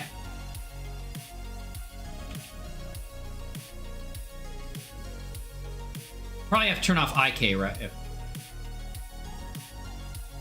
There we go. Thank you. Thank you, Kolar. Yep, that works. For sure. Hey, Yoshi, I have someone at my door. Catch you. Hey, thank you so much, Yoshi. And Freddy, I'm sorry. Freddy Fuchs, is that right? Yeah, that was a long chat in the YouTube guy. It was, man. But hey, I'm glad to hear you're doing well. Everyone, can we get a warm welcome to Freddy coming in here and hanging out with us today? Met him through YouTube. I've met a lot of amazing 3D artists through YouTube, man. It's been a real pleasure getting to know everyone, right? It's been awesome. You can now go to import DAZ expressions. Yes. Okay. And basically it will have those expressions, Kolar, and they will appear down here, right? Under, okay. I think they'll appear under morphs right here. And you'll get sliders for those, right? I have done that part. Not with this particular rig, but I've done that part. Yeah, which is cool. One thing I'm not sure about though is that I don't see a way to take like this finger and curl the finger and have it curl up. You know what I mean? Because you have to do each bone separately. Sorry for the hard to speak German name. Is it Freddy? Is it Freddy? Am I saying that right? Am I screwing your name up? I'm sorry, man. I think I'm probably gonna go. Yes. So, yes, in that you just have to bring Kolar, yes, you just have to, you have to be able to move each one separately is what you're saying, right, Kolar? Like that. One thing I like about the MHX rig is that I basically can grab this component here and then do a rotation, and it rotates, it curls the fingers up like that. That's one thing I like about it. You know, you get the curl of the finger, and there are bone constraints too, which are really nice. So you got that for the thumb also, and it will curl the thumb up into a maximum position. Well, he said. But I do like that. What I really like about the auto-rigpro rig is that it has a, if you add it, which I do, you've got basically a rig fist controller, which you can scale, and it basically puts the whole hand into a fist, which is really cool. All right? But there's a lot of extra work you have to do. I have to create separate teeth mesh, tongue mesh, gums mesh, and it's not quite perfect when I do, right? Not exactly, but it is just an alias anyway. Okay, well, hey, I'm gonna try to do my best with it, my friend. I'm sorry if I didn't get it right, so. But thank you, Kohler. I appreciate you sharing that with me because I did not know about that section. And you have taught me a lot about those custom shapes, so I massively appreciate that, my friend. But yeah, okay, at least you can do the custom shapes, you know, and do that. So this is, of course, the MHX rig. The only thing that I don't care too much about it is that... Raptor! Woo! How are you doing, my friend? Welcome into the stream. It's good to see you. Thanks so much for coming by. How are you doing today? Sister Cross is in here, ladies and gentlemen. She is here today. How are you? Good to see you. Thank you for coming in and spending so much time here. Spending time with us today. I appreciate that, my friend. Hope you're doing well, staying safe and healthy, you know, all that good stuff. But yeah, I'm kind of like torn about what rig to use. And so we've got 3 different flavors here.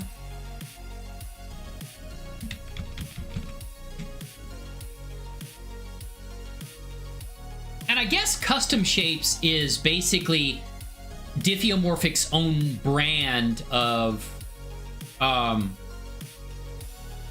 rig.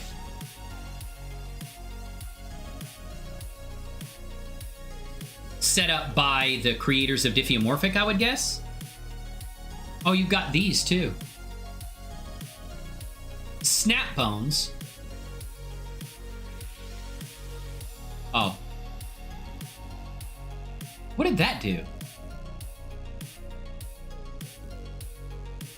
Snap bones. That takes away the IK when you do snap bones.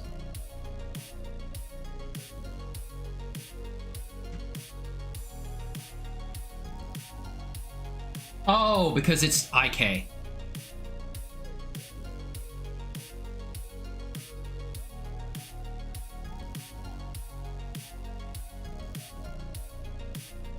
What is that doing?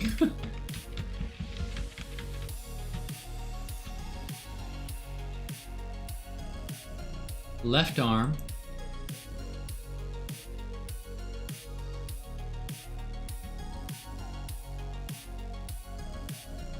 It took away the controller, but I don't know what the snap bones is. And the influence there. I'm good, just woke up. Hey, well, thank you. You know what? It's quite the honor. Coming in here, first thing she thinks about, so let me go see what the commander's doing. Let me slide up into his chat. Woo! I appreciate that, my friend. Welcome on in. You know we love you here. Always remember the amazing friends I've been fortunate to meet through my streaming adventures. So I do very much appreciate you showing me this, my friend. Why does MHX not work for you?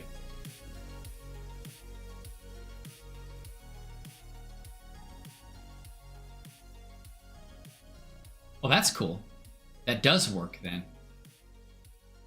We did something with the left hand that caused it not to work anymore.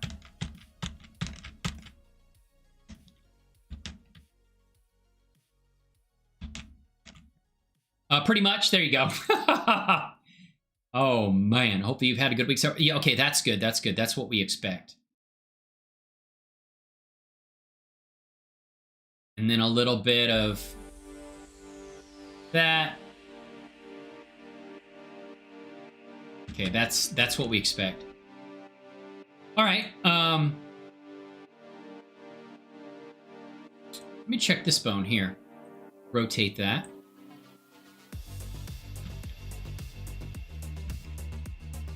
Grab that. What does that do? Oh, I bet I know. Oh, it doesn't have that controller, does it? Yep. Okay. And then that rotates it like that. What is that there? Well, it's not doing anything, though. What is that bone for? Part of the FK, probably, that I can't move right now because I've selected IK. Yeah. So you'd have to go IK leg. Then you'd be able to move it. Yeah.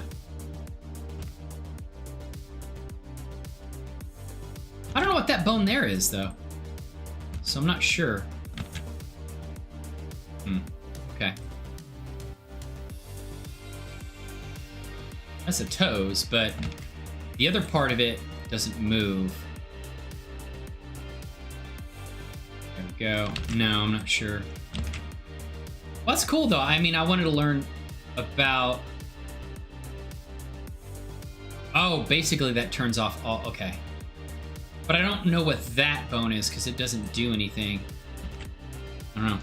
But awesome. It's good to know about those. But I like auto-rigpro. I like a number of things about auto-rigpro. You know? Oh, the influence. Okay. For that particular bone, right? That's what it is.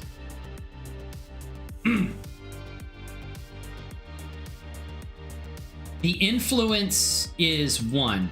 So the influence is maximum right now.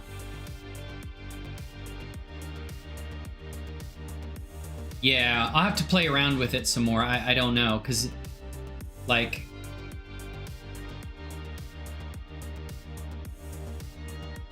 Oh, IK influence. Probably because that's an FK controller, right? Yeah, that's an FK controller. So if we do a... That's a left leg? Right leg.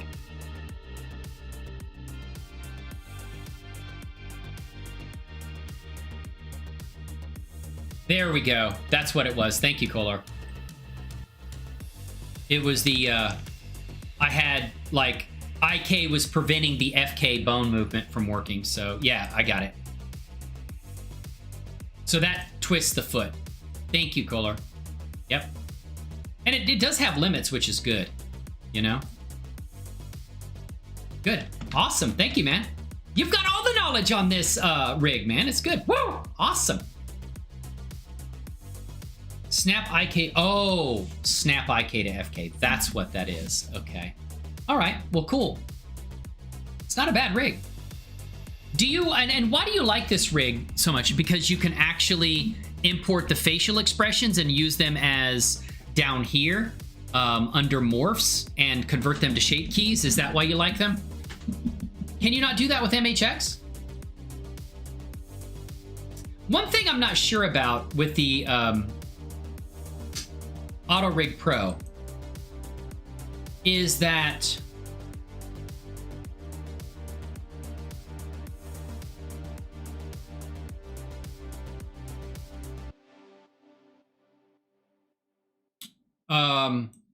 I just like the facial expressions. There's some parts of it that I don't get them rigged up really well. I've still got to rig the tongue for the character. There's more work with getting auto-rigpro to work. There's no question about that, because I have to get the teeth set up right. I have to make them separate meshes, because if you don't, then when you open the mouth like this, it causes all kinds of chaos. Like, take the mouth and... the teeth are just like all over the place, and you have to like remap vertices, and making them separate meshes makes that much, much easier. But it's still not quite right, because if you look in her mouth right there, you'll see some of the subsurface scattering light come through. And the gums are not quite lined up right. Normally, you're not going to see that unless you do some kind of like a, what is it, a dental kind of, like a animated movie on going to the dentist or something like that. I don't have the tongue rigged up here either. What I like about using MHX, and even, you know, see, oh, the tongue is rigged. Wow, I've never seen the tongue automatically rigged, but you see here, now the tongue is pulling up the teeth. I can easily fix that by going in and turning off, like,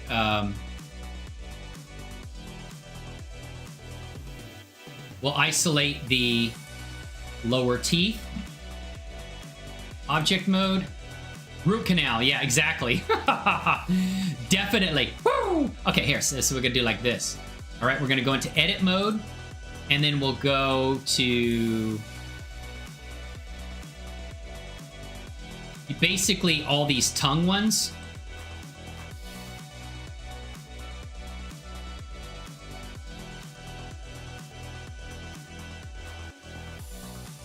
Let's do, we're gonna hide.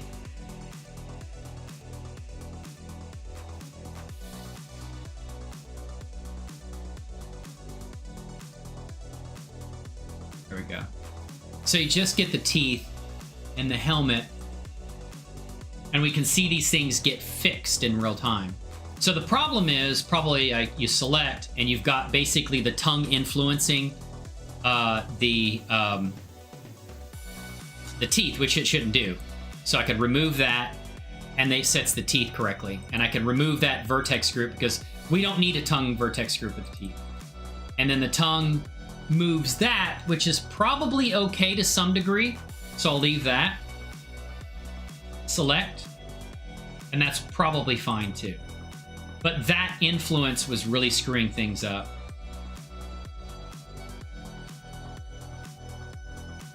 And those are little things you have to adjust when you're using auto-rigpro that you don't have to deal with the MHX, because auto-rigpro is, I hate those. Ugh. I have never had one, thankfully. I've never had one. So the tongue moved. Probably had the tongue up too high, I guess. Well, no, that's my fault because I've got the rig separate. It does take some work with getting auto-rigpro working. But this time it's interesting because it did rig the tongue. Normally, it doesn't try to automatically rig the tongue, but it did it this time, which is really interesting because, it, like I said, it normally doesn't do that. 0. Yep. It normally does not do that. Okay, so that put the tongue back down into its resting position, right? I've only had one, but it wasn't too bad. Ugh, I don't want them. I don't want to even deal with one, right? So there's some things that aren't quite set up that do take some work with auto-rigpro. And I don't have to deal with that when I'm doing like MHX or even Rigify. Like MHX does not have that issue because it is, and I do have to worry about getting vertices mapped correctly because I do use the skinning method supplied by auto-rigpro here to rig the clothing of the character and to the rig, because this just uses Blender's internal rigging system, so it's just using Blender's rigging system, and it's just an interface for it, so it will work basically with any rig, I guess, because it rigged the clothing to the MHX rig here. Now, it did some strange vertices stuff, but I fixed a lot of that. So MHX, what I like about MHX is I can go and I grab this controller, I was saying here, and I can curl the finger in. Now, it does not have that total fist controller that auto-rigpro does, but the teeth are automatically rigged properly, and there is constraints on how far you open the mouth and stuff like that, which I really like. And I do like how these controllers work here. I think they have a few more controllers for the lips, actually, with MHX. You know, and I do like that. Curl that. But and Freddie, thank you again for coming in, and all of you are coming in. Kolar, thank you so much for showing me your workflow and helping me out with that. What I like about this is, I don't know, I couldn't seem to get a good, and there's more cheek controller bones over here with MHX over here. So I think I'll probably use MHX.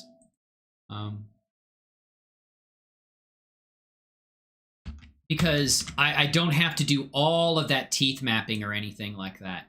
It's just automatically done for me. And you got the jaw there, you got that movement of the jaw, everything just works. And there's bone constraint limits on everything. I don't know how it sets them up because I don't actually see a constraint set on that bone. Oh, bone constraint. There we go.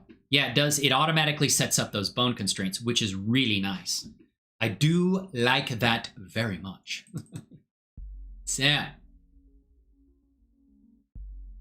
And then it's got the pants set up. Yeah, I think I'm going to start using MHX. Now, I do have the stretchiness on the legs, but I can fix that. Go to MHX, and we will turn stretching hands and fingers.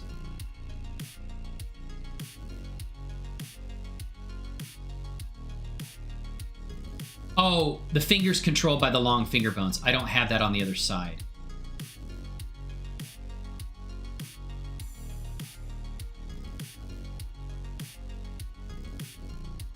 Okay. Turn off the stretchiness for the legs. And it doesn't stretch. That's what I want. That's what I want. And it does have some pretty good controller bones for, like, moving the foot forward and backwards. I do like that.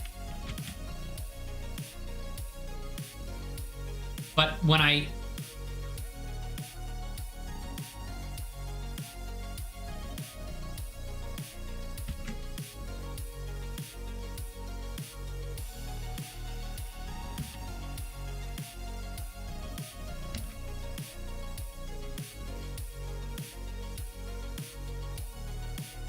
That's just for that. Okay. Then this, side to side. I wish that didn't go underneath the ground like that. You know, this one thing I like about auto-rigpro is that it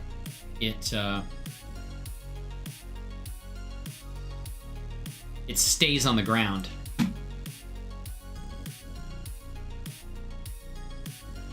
When I do this, move that, it keeps the foot on the ground. I like that. Hey, what's going on? How are you doing, man? People hoping you are all blessed today. Woo! I feel like I'm blessed to be hanging out with you guys. I haven't been blessed dealing with Blender this week. But hey, how are you doing, my friend? UAB, what's going on? How is it going? Hopefully you're doing well, staying safe and healthy and all that good stuff. Woo! Give him a woo coming in here, hanging out with us today. My God. Yeah, there's some foot controls I like, but MHX is a close second. And I think just the fact that MHX, I don't have to do all that teeth mapping and all that stuff, will save me a lot of time in not having to manually set all that stuff in auto-rigpro. What is going on? Woo! Melted Jedi in here today, man. All the famous people stopping on by and spending some time with our ass. How's it going, my friend? Good to see you. I hope you're doing well, staying safe and healthy, you know, all that good stuff. Yes, I do. I hope you are. Man, it is a good day in this neighborhood to be hanging out with you guys. Mr. Rogers said it well. Paint some happy little trees. Bob Ross said it well, too. So, yeah. As much as there's, I think, auto-rigpro, overall, if I got things rigged exactly the way I wanted to, auto-rigpro would definitely be the best. There's definitely some things I like about it that are just luscious. But the ease of rigging and having a lot of this extra work done for me, especially with the teeth and stuff like that, is going to make things faster for production. So I think MHX is probably likely going to be the way to go. It's my second favorite rig. I can't get some stuff with Rigify, so this will probably be the way. Let Diffeomorphic handle a lot of the rigging duties for me. And then just use auto-rigpro to skin it, because it will skin it to that rig. And then, you know, basically take and grab a hand. And now that this is done, I can use this rigged clothing, all right, for rigging the other characters, all right? And I can basically delete the mesh, bring the other mesh in for the other characters I want. Now, for the lady, the Genesis 8 female is smaller, so I kind of had to resize the clothing for her, but she's already done. And I don't know, I may just leave her auto-rigpro. And not worry about trying to re-rig her right now. She's auto-rigpro. Sarah's auto-rigpro. The commander is auto-rigpro and MHX, so I could decide there. But I think future ones will probably be MHX for simplicity's sake. Yeah. So let me ask you a question. What rig would be similar to Daz Studio in Blender? Would that be auto-rigpro? I don't really know. To be honest with you, I'm not terribly familiar with the rig in Blender. I did use it some, but when I really started learning rigging was when I started using Blender. So now I could probably go back to Daz Studio. Now, the rig that you get when you import a character here, by default, is a Blender, what they call a Daz rig, but it's not very good from what I've seen. I don't know too much about it though, UAB. It's a very good question. So let me bring in a character that I have for my visual novel. Import Daz, and we'll show you something here. See, I'm looking at this, and the rig you are using is similar to that. Which rig? The MHX one?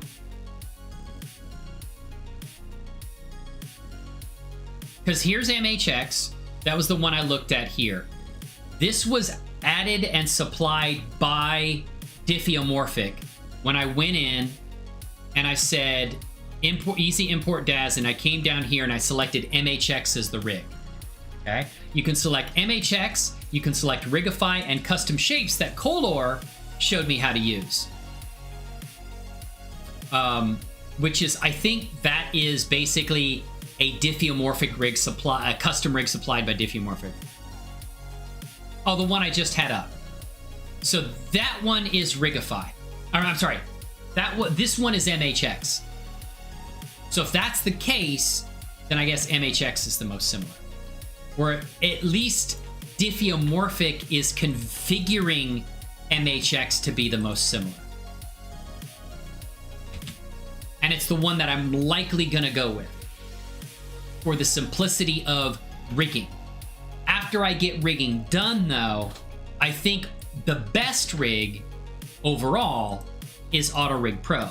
But that one, this requires quite a bit of work to get set up. A lot more work than MHX will to supply.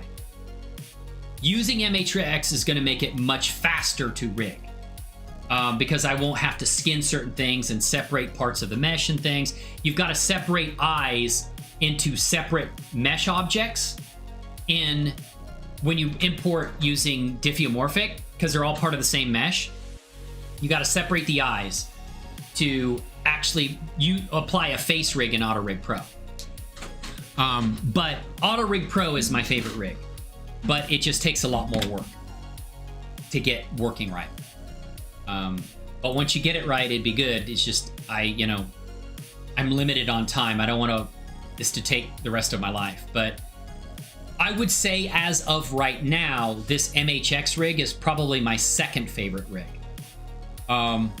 I would like to investigate Rigify more. The problem that I am having with Rigify, though, is that I did have one up that was Rigify. That's not Rigify. That's auto-rigpro. The problem is I don't have it up anymore. But I probably have it saved. Let's open up yet another version, because you can never have too many blenders open, right? I'm saying, that's what I'm saying. All right. So, this is Rigify. The problem is it doesn't come in with enough face controls.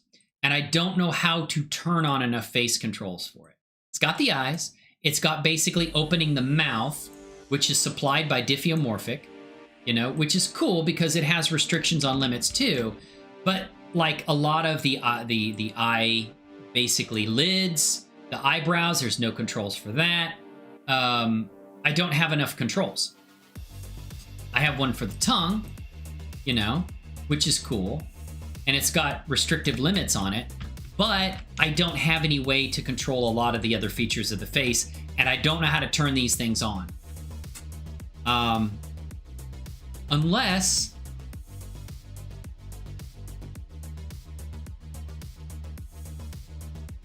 No. This doesn't work for... Yeah, no. Make custom shapes first. Yeah, no, that's not. That's the custom shape stuff. So there isn't enough controls. I know that Rigify does have those things, but I don't know how to turn them on through Diffeomorphic. Maybe Rigify would overall be a better one. I don't know. I don't like how that works.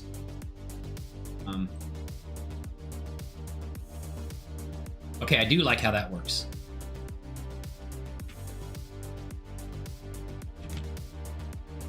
That rotates like that. Okay, I like how that works, and it stays on the floor. So it's possible that Rigify would be pretty good too. I just don't know. Yeah, I can't get enough face controls for it. I'm gonna need more face controls for that. So combination of simplicity, combination of speed of getting everything working, and rig features, probably MHX will be the best for what I'm trying to do right now. It will definitely speed things along pretty nice, right?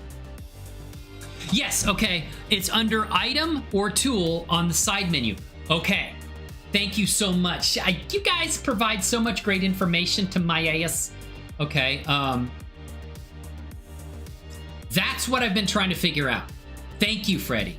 So you can switch them on. It's under item in tool in the side menu.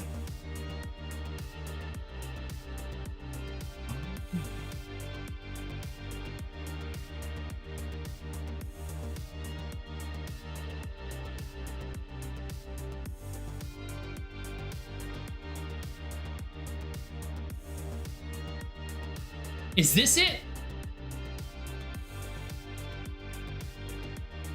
Or are you talking about inside of...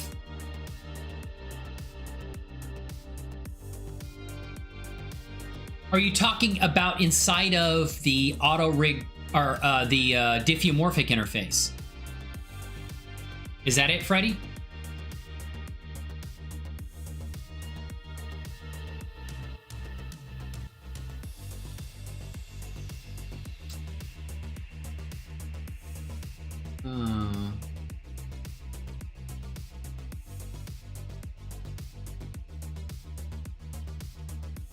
Oh.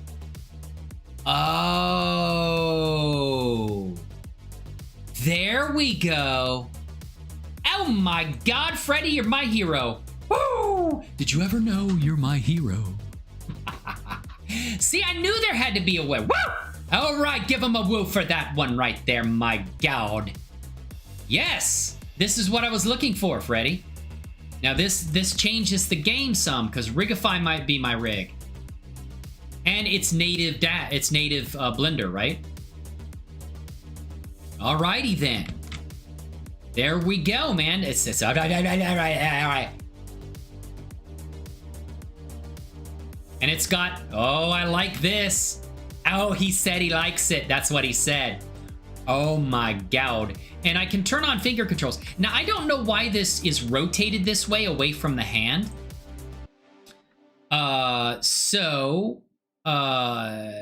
Arm, FK, IK, fingers detail. Oh my God. Oh, watch this. I bet that's what that does. Okay. Now, can you curl the fingers? That doesn't curl. Is there a curling? Yes, Blender Native, it absolutely is. Is there a way to curl the fingers like this just by selecting a finger? This is Freddy, what? I'm telling you this. Woo!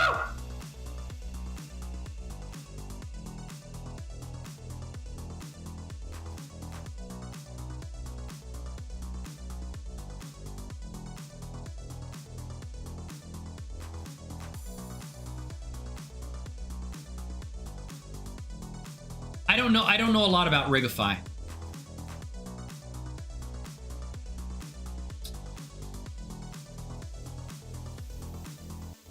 Daz Rigify. Oh, look at that. Well, well, well. Finger curve. Oh my god.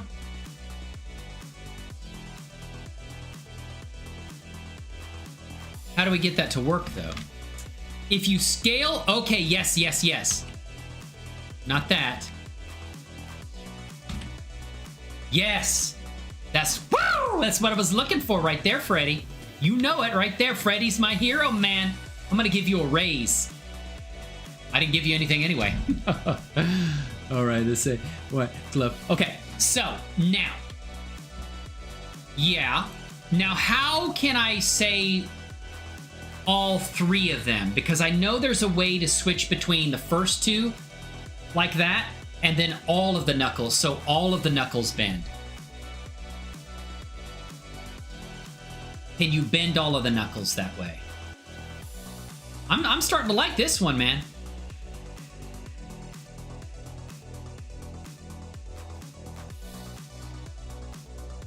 Maybe you just have to do it like that.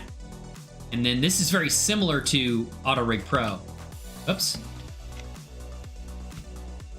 Oh, you scale this one. Yeah. So that would be like that. Okay.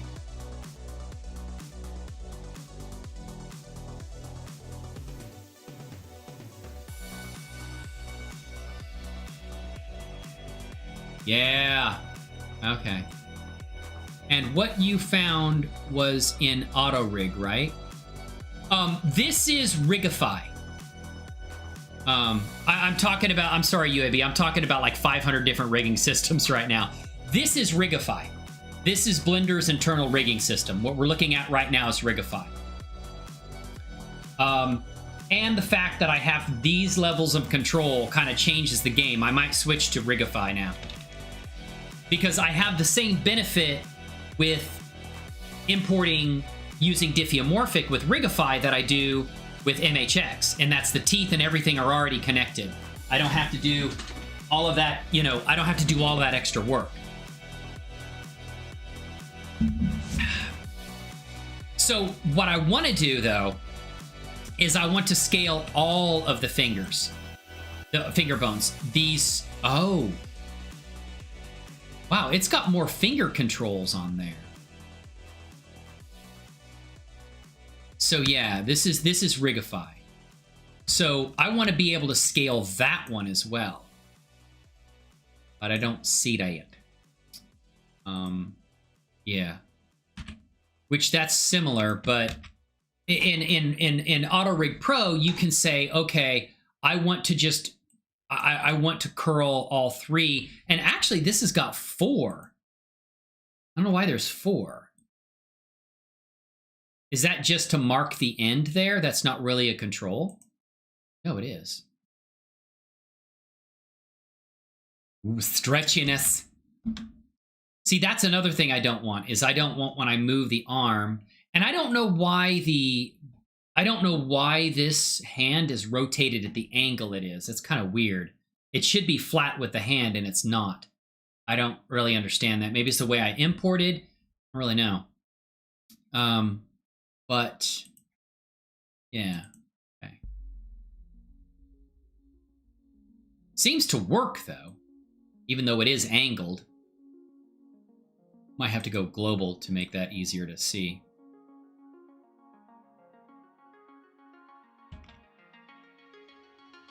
Now, there's a problem in auto-rigpro. Okay. So he does have stretchy arms. There's probably a way to turn off stretchy arms. I don't know how to curl all finger bones at the same time, too. Okay. Now, in MHX, you have a way to turn off the stretchiness. And there's got to be a way to do that here.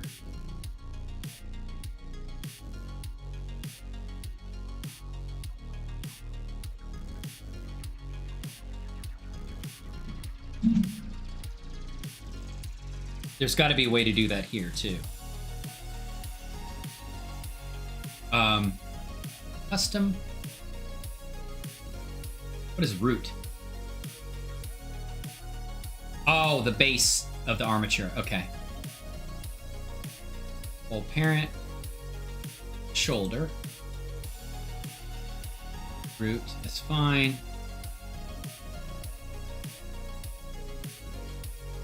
Oh, it fixed. No, it didn't. Fine. Oh, IK stretch. Probably that. I'd say that's it.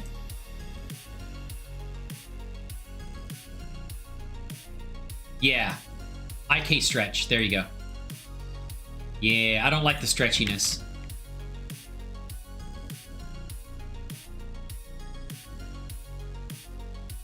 Okay.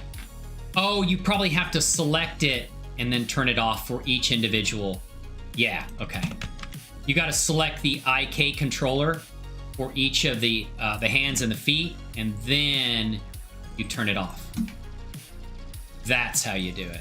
Okay, good, good, good. Yeah, I don't like the stretchiness. There we go. Perfect. Okay. Yeah, there are stretch odds, and I just saw that. Oh, man. Good. All right. Well, now we know how to do it. It's just the... it's IK stretch. You just select the IK controller, and then you slide how much you want it to stretch there. I just turn it off. And then... Good. That's good. Yep. That's what we like to see. Yep. There we go. That's what we want to see.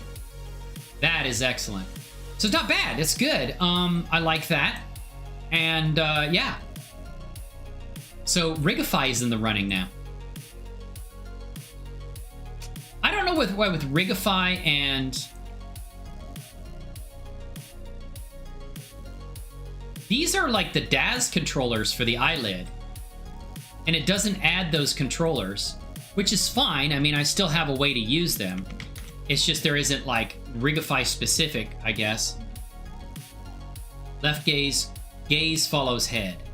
Okay, so that probably means... I don't know. So parent,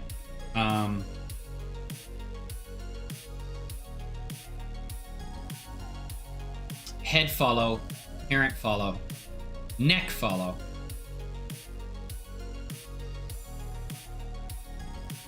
Yep.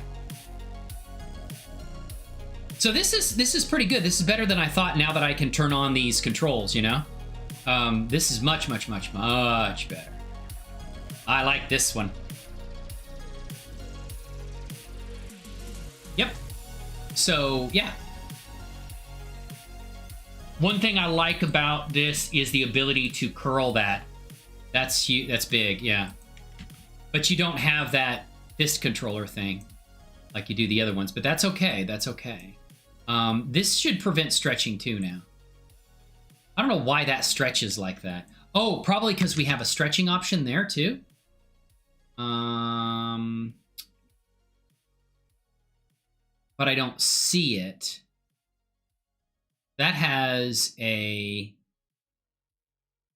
Where'd it go? Custom. I forgot where the stretching was here now. IK stretch, okay. So do you have a stretch there too? I don't know what the point of that one is. It just allows the fingertip to... Normally you wouldn't use it. I mean, you have the end, you have the middle, like that, and you have the base. But I don't know what the purpose of that is, to stretch, do some kind of weird stretch on the end of the finger, I guess, right? It goes like that, but maybe that's an IK stretch. It's an IK curl.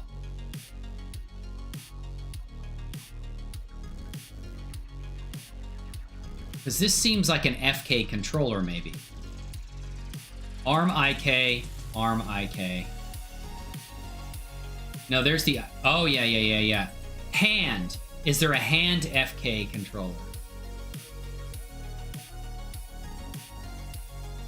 That's the IK controller.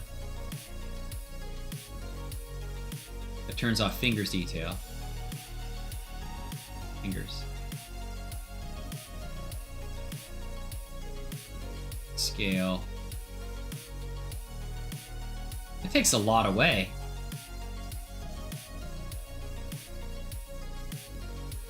Mm-hmm. Oh, because there's no bone active. Okay. Play guy K. Huh. I'll check it out.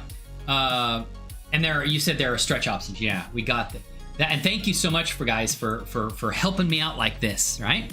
Because this definitely, and maybe I'll play around with it some more, but there's a lot more to what I thought here, you know?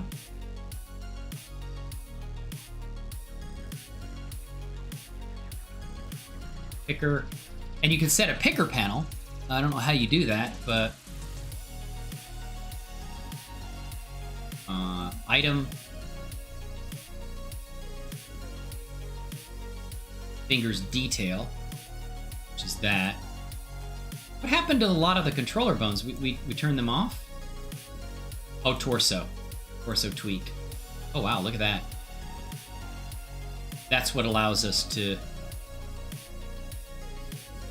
I'm thinking that now, you know, I may use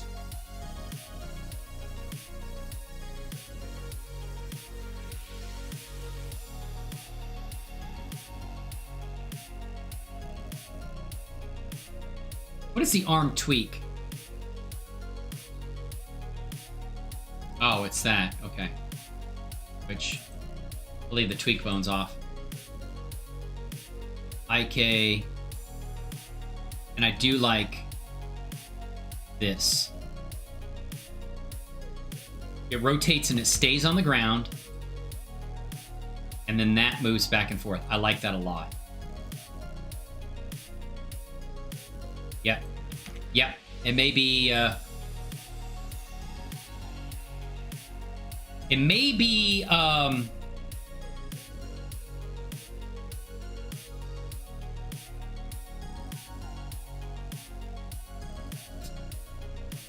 Rigify that I go with, because I like some of the features of this. I really do. Yeah. Well, it's better than nothing, though. I do like it scaling like that. I just wish it would do all three of them.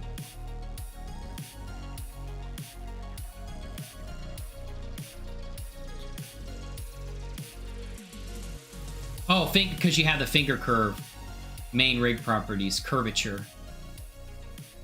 So if you do that, then if you scale, it still does it. Fingers curvature, or that's just curvature. Finger curve. Scale. No, it scales a finger. Property. Fingers curve. 1. Scale. Yeah, but it works either way, though.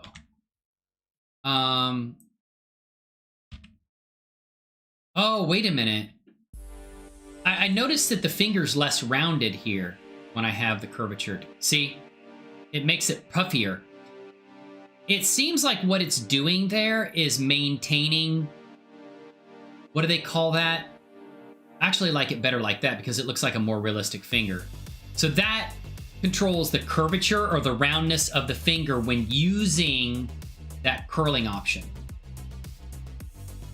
I think.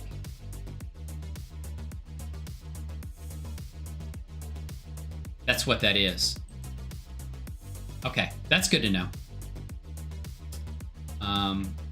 And then we're gonna move that back to... Whoops, shit, that's not what we want. Move that back to 1. Yeah, okay. No, that's good. I think I might use Rigify then. I just don't understand why this hand controller is at an angle rather than being like right on the hand. There's some issue with that. But it's what... I mean, it doesn't seem to create an issue with being able to like use it, so... Don't flip the bird. Woo! Oh, don't flip the bird. You want me to do that? Let me do it. Oh, YouTube's gonna come down on my ass. And how are you doing? The Melted Jet. I haven't talked to you in quite a while. I haven't talked to you in quite a while, my friend. Now there's a snap FK to IK on the current frame. Thanks for showing me new stuff I didn't know about Rigify yet. I don't know. I guess I'm just really good at like figuring out things for the rigs. I don't know. It's I miss my calling in life. Oh man. Yeah, no problem, man. Hey, you helped me out. Freddie, if it wasn't for you, I wouldn't have even known about this stuff, dude. Which kind of like puts, right now, I would say that it's likely I'll go to Rigify. And I like that Rigify is native Blender, which means that it, like, unlike MHX, there's nothing wrong with MHX. It's that, you know, Blender, the Rigify rig is natively supported. So there might be some plugins and things like that I might be able to use later on that'll really help me out with my rigging, you know? And Blender updates the rig every so often, so I'll get new features and things like that. Although I think MHX it's a make human rig, I think they're still working on it too. So, been sick for a week and a half. Oh man, I'm so sorry. It's not the coof, is it? The COVID? Whatever it is, I hope you get to feeling better soon, my friend. I hate to hear you're sick. But no, I kind of like this now, man. The only issue is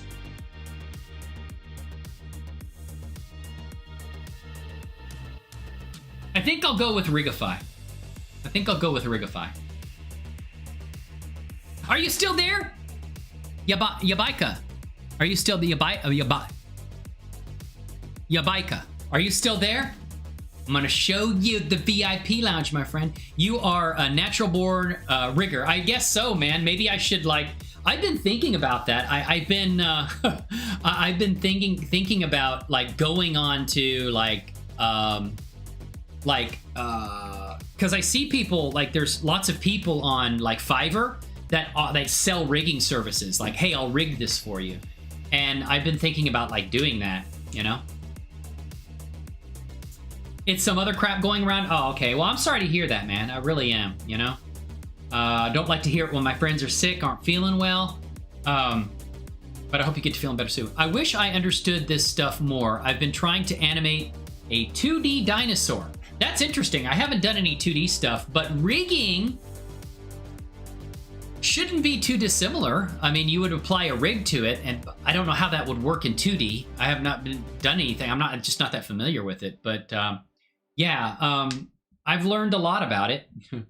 I've played around with like what's Rigify, MHX, custom rigs, and auto-rigpro now. Time to make some pasta. Woo! Hey, you gonna make some for me? Hey, whenever you talk, let me tell you something, Burnuckles. Whenever you come into chat and mention food, you gotta make enough for everyone. All right? Sharing is caring, right? Especially with the commander here. You gotta show some love. Woo! So I think this is good. This is good. There's a lot of features here. I like. Of course, you have features with MHX too. You get a lot of stuff when you bring the MHX rig in.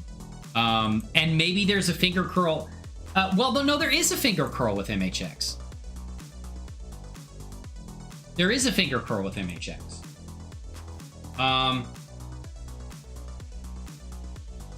That's the custom. Yeah, there is a finger curl with MHX. One thing I do like about the MHX rig is snack tax. Yes, that is snack tax.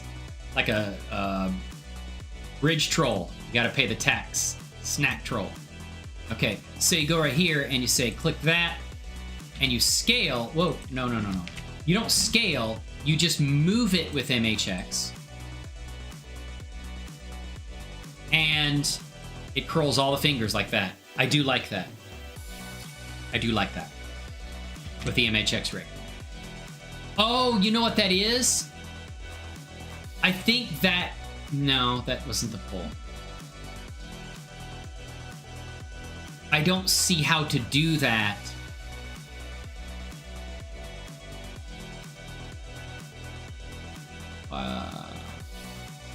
No, that's custom shapes. Never mind. MHX. And scale. Yeah. So you do that. Big pot of pasta. Oh, that sounds good, man. I'm looking forward to it. Oh my god. Yeah, so this is still good. This is still good. I do like the foot controls a better on the Rigify rig. I like this. I didn't see you. Whoa, okay, that's cool too.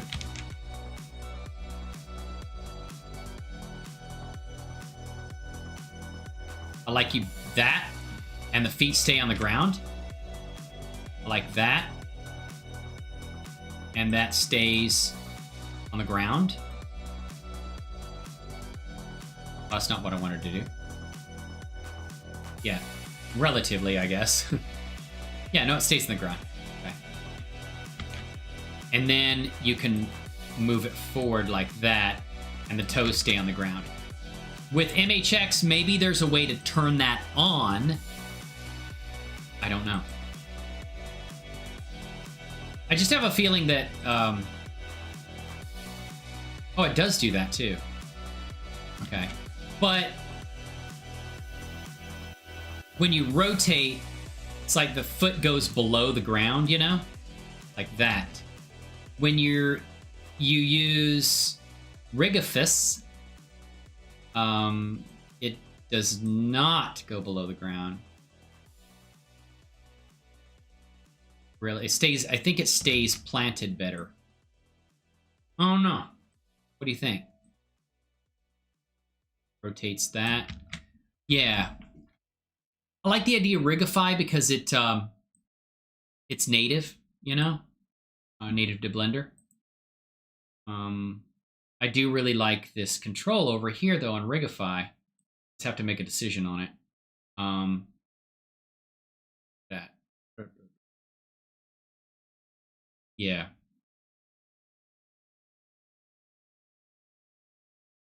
Oh, that's cool. I like that. But I should be able to do that with that other one, Rigify too. So.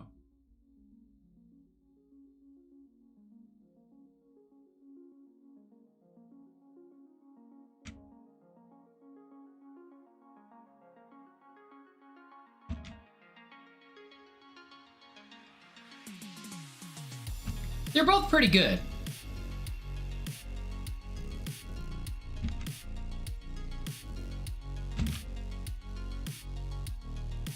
Both pretty good. Really do like this though. Like this feature right here. Where I can curl the finger all at once. I like that. I just feel like you should be able to do that with Rigify too if you set things up right.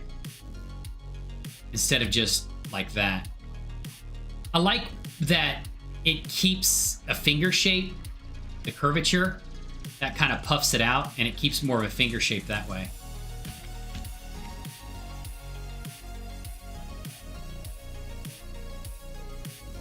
I don't know if anybody know in chat how you do that.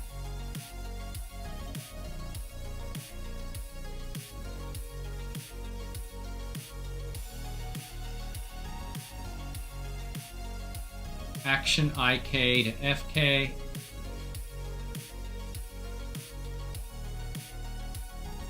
IK stretch, pull parent.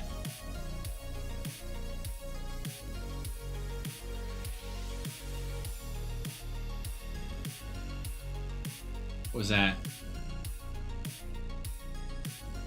Oh, that's toggling the pull for the arm.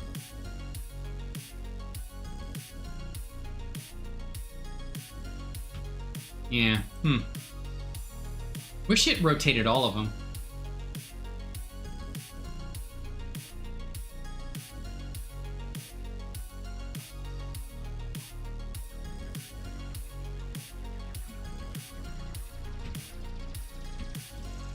But I can live with that.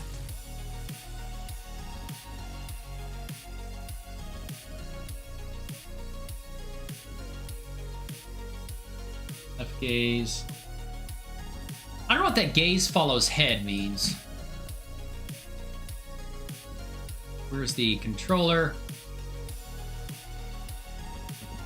Oh, there we go. Let's reset that. Back to where it was. Gaze follows head. Like, I think that means that when you rotate the head, like the eyes should move. They don't, though. Oh. If you turn that off, I bet the eyes don't move. Yeah, no, yeah, okay, that's what it is. So, like, when you rotate, the eyes stay looking forward. That's cool. I think that if you do left gaze, then if you move the head to the right... Okay, if you move the head to the right, it does not... Oh, it's just that one eye. Okay. Okay. 1, and then 0. That is kind of cool, though. That might be useful for some things. Yeah, just the right eye's moving now. Okay. No, I like that. That is kind of cool. Okay, but if you turn it on, the eyes will follow the head. Okay. All right, all right, all right. All right, there we go. Custom. I don't know what this custom is. You know what the custom is? That means custom what? Oh.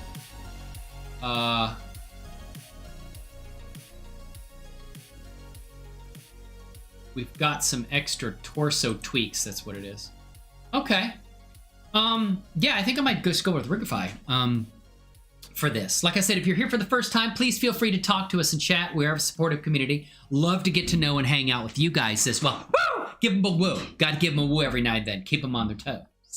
Yabaika, are you still there? Let me know. I'm gonna take you over to the VIP lounge. Let you get the exclusive seating in there. Be awesome, right? So what do you guys think? All right, what's your opinion on this? Should I go with the Rigify rig? You know, as much as I like auto-rigpro, custom or tow FK control. Oh.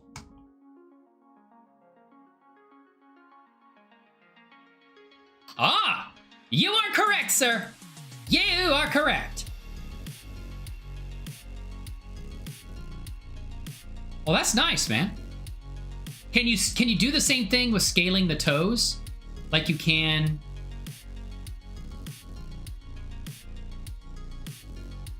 How did we get these? Are those FK controls?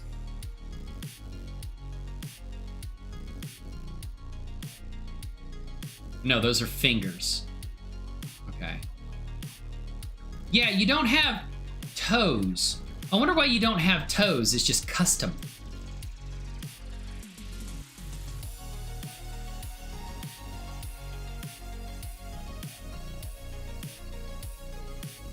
Hey! Woo! Circus Digi, what is going on today? Oh my god, you are here. Do you see that? How are you? Good to see you. Let me go ahead and focus on the toe bone. So I can come out like that, and then there. Okay. Yeah, well. Wouldn't it be cool if you could scale it like that?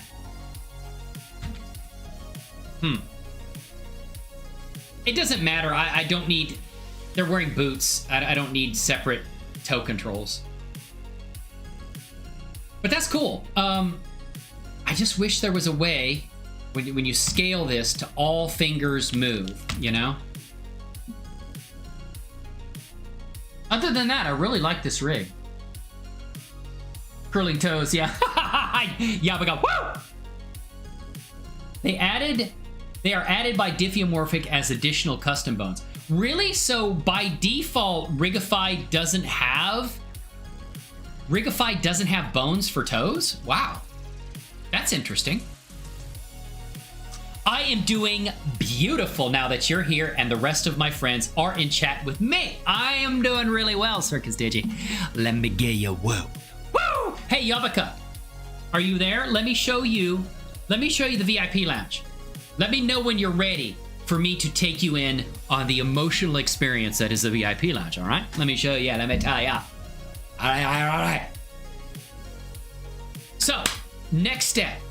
I think it's probably likely going to be Rigify. We'll finalize some decision-making maybe after the stream. But what do you feel? Freddie, those in chat, let me put up a poll. Can I put up a poll in here? What rigging system shall I use? Yes, no? Auto-rigpro? Rigify? I put 2 G's in Rigify. MHX? Or custom shapes. Diffeomorphic. Okay, we're gonna get ready. Be prepared. Okay, so auto-rigpro, Rigify, MHX, and custom shapes. Ask my communitas. There you go. All right. I don't know how to set the poll. I guess I can end the poll whenever. Okay, so let's take you on a journey. We're going in. Kill the music, please. Kill it. Kill it. And you'll get to see Squad Kitty. All right. Yeah, because you'll get to see some Squad Kitty. All right. Here we go. Are you ready? Because I'm ready to show you. Woo! Here we go. All right. Here at us, ladies and gentlemen, the VIP lounge. We're going in. Yeah.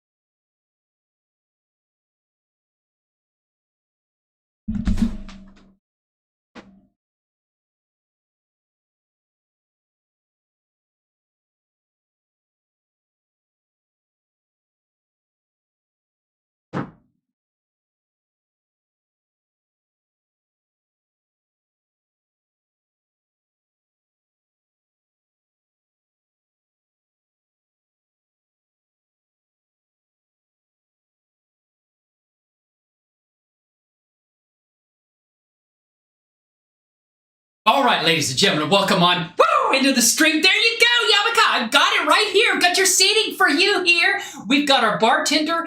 His name is Richard. We like to call him Dick. He's right there. He's got free food and drink. Anything you want throughout the multiverse, he has it and can deliver. As you can see, Captain Sadea and our AI squad member right there in the VIP lounge, enjoying their time in there. We got some new members over here. My God, we got exclusive couch seating for you to relax, get your food and drink, and enjoy the show here. Woo! As we continue to do our journey, working on 3D animation and stuff, exclusive VIP lounge, COVID-free zone. It doesn't exist here. You got to kick it up a notch, right? Woo! You always got to kick it up a notch, my friend. You know how it is, right? Sit in, enjoy your time in the show here, and enjoy your time with us, right? Because you guys are the honored guests, okay? Sit down and have a good time with us. Let me show you the bridge, all right? Take you on a journey.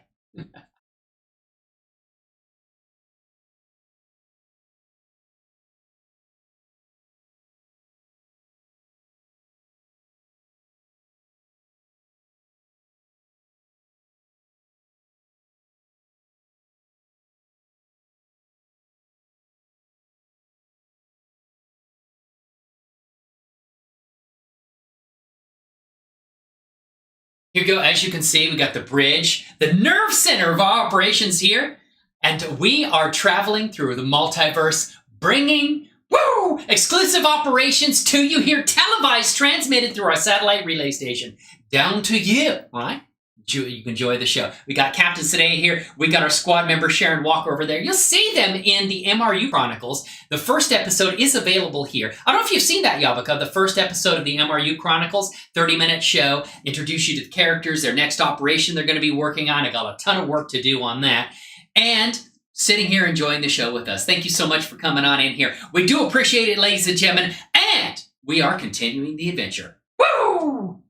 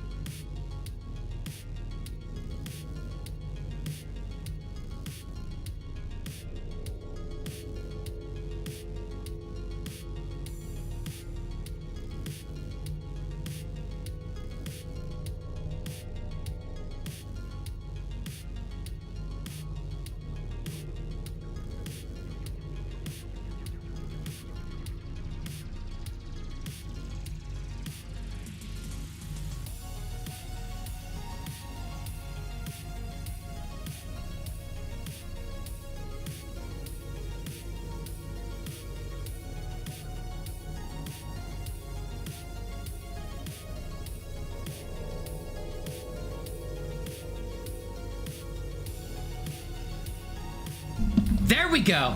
Finally got it, my friend. It's all about the activity, the physical movement, right? Woo! Beautiful day it certainly is. My God.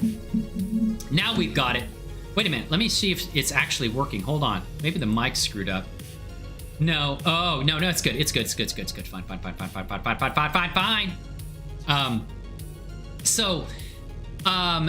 I guess maybe the, what is it? Yeah. So welcome on into the, got some free food and drink here too, man. Free food and drink available to you here in the mess hall just as well, right? And, we're doing well. My God. Captain on deck. Oh my goodness, man.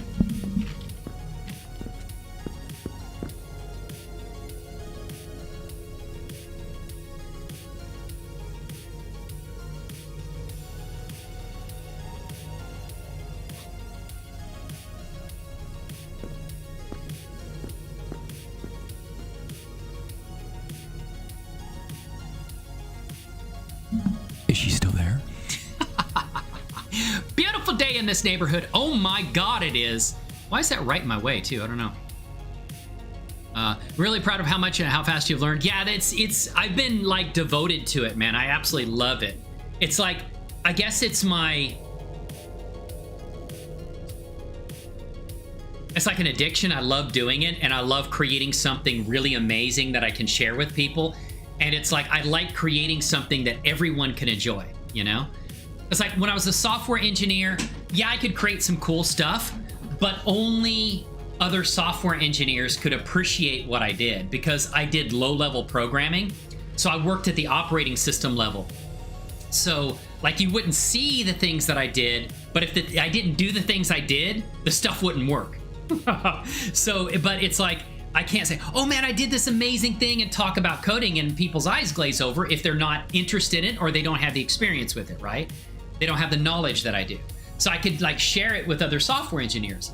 The nice thing about this stuff is Blender is a amazing combination of 3D, is an amazing combination of advanced technical knowledge. So I get that satisfy my technical, like learning really technical stuff that I like. And the result that I make, everyone can appreciate it. You don't have to be a software engineer to appreciate art. You don't have to be a software engineer to appreciate a good story and visually really like amazing work. You know, everyone can appreciate the output of what I do, not just other software engineers. So that's really what I like about it. I like that it's just like, and I feel bad because it's like, you know, I could have been working on this, you know, 20 years ago, 30 years ago. But the thing about that, though, is that this stuff has progressed to, and like today, to an incredible level. You know, like 3D stuff. I mean, I've got in my hands a computer system and a, you know, Blender, a software 3D animation tool, and some DAZ Studio stuff that I can do anything with. Like with a home computer, I can do like just incredible stuff. And I didn't have that back when I was younger, you know. Back when I was in my 20s, Blender didn't exist. You know, Blender's been around for about 20 years, but I mean, 20 years ago, it's nowhere near what it is now. So, you know, it is what it is, and I'm doing it now, right? Even though I'm 50, and I do think it does keep me up, and it does stress me out to think about, you know, I'm 50. How much longer do I have to be able to work on this stuff? And I need to get these stories out now. And I like push myself really hard because I'm like, look, I'm not 20 anymore. I don't have like 20 years. I may have 20 years, but I'll be 60 and 70 in 20 years. You know, I won't be 20 years old. I'll be 40 in 20 years. You know, still be relatively young. No, it's not like that anymore. So it kind of stresses me out. It does. But I just do my best, and that's all I can do. But sometimes I don't feel like it is enough. But thank you for the kind words. I do appreciate it. I'm glad you enjoyed it. That's exactly why I create my 3D work and my journey, and helping others, you know, tutorials and stuff like that, helping others, you know, giving others help as much as I receive it, to help others be able to tell their amazing stories and share them with the world and bring some joy and things like that. That's really awesome. That is why I do this. I'm telling you. Put a woo on it too. You got to put that woo on there, right? That's required. So yeah, I'm leaning towards, because of the and I'm stressed about that. Yeah, well, you're 26. You got a lot of time, but I don't want to tell you in a way that you got a lot of time saying, oh yeah, don't worry about it, just kick back. No, because if you do that, you'll be me. And you'll be like, oh shit, what just happened? Like 14 years, not 14 years. 24 years. 24 years went by. As long as you don't do that, you'll be okay. I mean, you've got to take time. I think the word gets overused a lot, but it is important. Mental health, you know, is very important. And the reason I say, I think a lot of people just say it because it's a buzzword or whatever, but it is very important. But I think that physical health, you know, is foundation for my mental health. It's always been that way. If I'm not physically feeling well, I just, the mind's not in the best shape either. But yeah, you know, like taking time, pushing yourself really hard is important, you know? But I went to the point where I wouldn't even leave the house hardly. I'd be working. And then like I started working, I walk into to work with my wife. And I'm like, man, I really enjoy this. Getting out, getting some fresh air, spending some time with her on the walk to work and walk back. It's like, dude, it's like, you know, I'm working so much to build this digital world. I'm forgetting that there's a real one out there, you know, that I can experience too, you know? So, yeah, it's hard. Life is a difficult balance. It really is. You only have so much time. You know, I don't get enough sleep, but it's a difficult balance. It's not a joke. No joke. It really is, man. It's difficult to balance all that stuff, but just got to do the best you can, right? And I'm not great at it. Somebody asked me, what's the balance? How do you balance that out? I'm like, I haven't when you figure it out, let me know. Because, dude, I do not know. Let's head to the front lines again. What do you say, ladies and gentlemen? We're going in. Woo!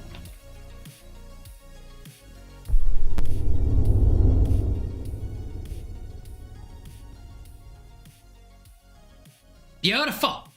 Real world, what's that? Yeah, exactly. That's the way I was feeling when I did that, man. I was like, oh my God. You know, I got out and I said, what is all this madness? What is this out here? I don't know what this is. I'm going back to my digital home.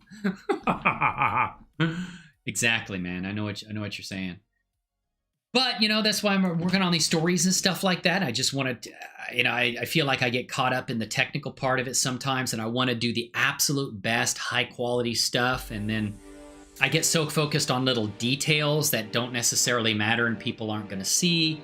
And then I want it to be quality, but not, I don't want to push myself to the point where it's like, it never gets done because I want things to be absolutely stunningly perfect. I want people to look at my stuff and go, wow, that's awesome, dude. But, you know, if you get to the point where you're like worried about it being perfect, it never gets done because you're always like, this isn't good enough, this isn't good enough, this isn't good enough. You know, I always feel like as much as I've learned from this stuff, I can always learn more, you know? And I think that's just true. Like a lot of things, like software development, even 3D, it's a constant learning process. It never ends.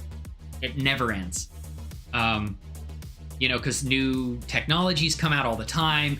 And I like that. I like learning because I think that the key to keeping a young mind is keeping it active. I think like a lot of times, you know, people when they get older or they retire or whatever, they're like, okay, I retired, or you know, just they kind of they're done, you know, sit home, watch TV, but they don't really like give things to their mind to do to stay active because your mind is a processor. When you don't use it, it's like a muscle. It just decays, and it's designed to work. Its whole purpose, besides the part that keeps you alive by having things function, its whole purpose is problem solving. It is a problem solving machine. It's a computer. And if you don't give it problems to solve, it will invent one. It'll invent stuff. And the stuff it invents can create mental problems. They can, because your mind will work on, okay, this person said this really bad thing to me, and I'm going to focus on it. And bad things, negative things, are things that need to be solved. So I am going to play this situation for 30 seconds over and over in my mind today that this person said to me, and it's going to drive you freaking nuts, man, because there's no solution to it. There's no logic to things sometimes. And so, like, keeping your mind active, giving it things to do, you're feeding it things to work on to make progress in your life, and that staves off depression, staves off mental problems. It does for me. The times that I feel that I could slip into depression are times where I am not working on the things that I love, like this, and not being challenged, and not getting through these difficult challenges to like, okay, man, I had this difficult thing, now I figured it out. Oh man, I'm energized and I just want to keep going. That to me, for me, my situation is the best way to stave off any kind of depression or things like that. It helps out a lot. It really does. Because I could easily sit around all day long and it's like, think about things that could make things worse, you know, and there's no reason to dwell on the past because it is the past. I mean, there's not anything you can do about it. Just use it as a learning tool for the future, you know? So, yeah. Anyway, I'm just going off the deep end there, you know? Beautiful. So I think this, looks like so far in our voting, we have auto-rigpro, which I would love to use that. Maybe I shouldn't have put auto-rigpro on there because auto-rigpro creates a lot of extra work. It's the best rigging system for me. I like it the best. I do. I like auto-rigpro the best. But it's the amount of work it takes to rig these characters because MHX, Rigify, and custom shapes are automatically handled by Diffeomorphic. And it takes away a lot of that getting like the teeth and the eyes set up. That's automatically done for me. So there's a chunk of time. There's a chunk of extra time it takes to use auto-rigpro that I can avoid with Rigify and MHX. So it's a cost saving, time saving versus rig benefits kind of analysis. And I think based upon that, even though the auto-rigpro would be the best rig, that Rigify or MHX would be the best based upon how long it takes to rig versus how effective they are at being used. So I'm proud of you, Commander. You've come a long way and put in a lot of work, and I know you will continue to. Thank you, man. I appreciate that. I really have. I love this. As much as sometimes I get frustrated and want to Hulk smash things, and I think we all get to that point. I still love it. You know, I still do. So thank you, man. I appreciate that, and I'm gonna. You know, I want to become massively successful at the stories that I tell. Not just because, you know, I want to make a lot of money at it. Sure, who doesn't want to make $1 million, you know, but it's also to share these stories to make a positive impact in the world. That's really important for me. 3D art can be really frustrating sometimes. Oh, tell me about it, Freddy. Because there are so many multi-million-dollar productions, games, movies, etc. out there, and I tend to compare my own work to. Yes, and that's natural. You know, I always want, when I put out, I don't necessarily want to say that I want the quality of my stuff to be like a major movie production studio, but I want people to look at it and go, wow, this is an individual who did this, and that's really impressive. I don't want people to look at my stuff and say, yeah, that's garbage. You didn't do a good enough work on that. I want them to look at it and say, this is really impressive. You did awesome, and it shows that you put a lot of heart into this. I see room for improvement, but what you've done is just really awesome. And that's fine. You know, and I've had people tell me on my visual novel stories, it's like, hey, you put a lot of heart into this, and I can tell the effort you put into this, and it looks really good. There are some rough edges here and there, but you keep working on it, and it's going to be even better in the future. And you're going to have rough edges. And I don't mind people telling me that, because if I did not want constructive or unconstructive criticism, I wouldn't put my stuff out there to the world to see. Sure, you know, I don't like getting dislikes on, you know, especially my visual novel or whatever, but I put it out in public.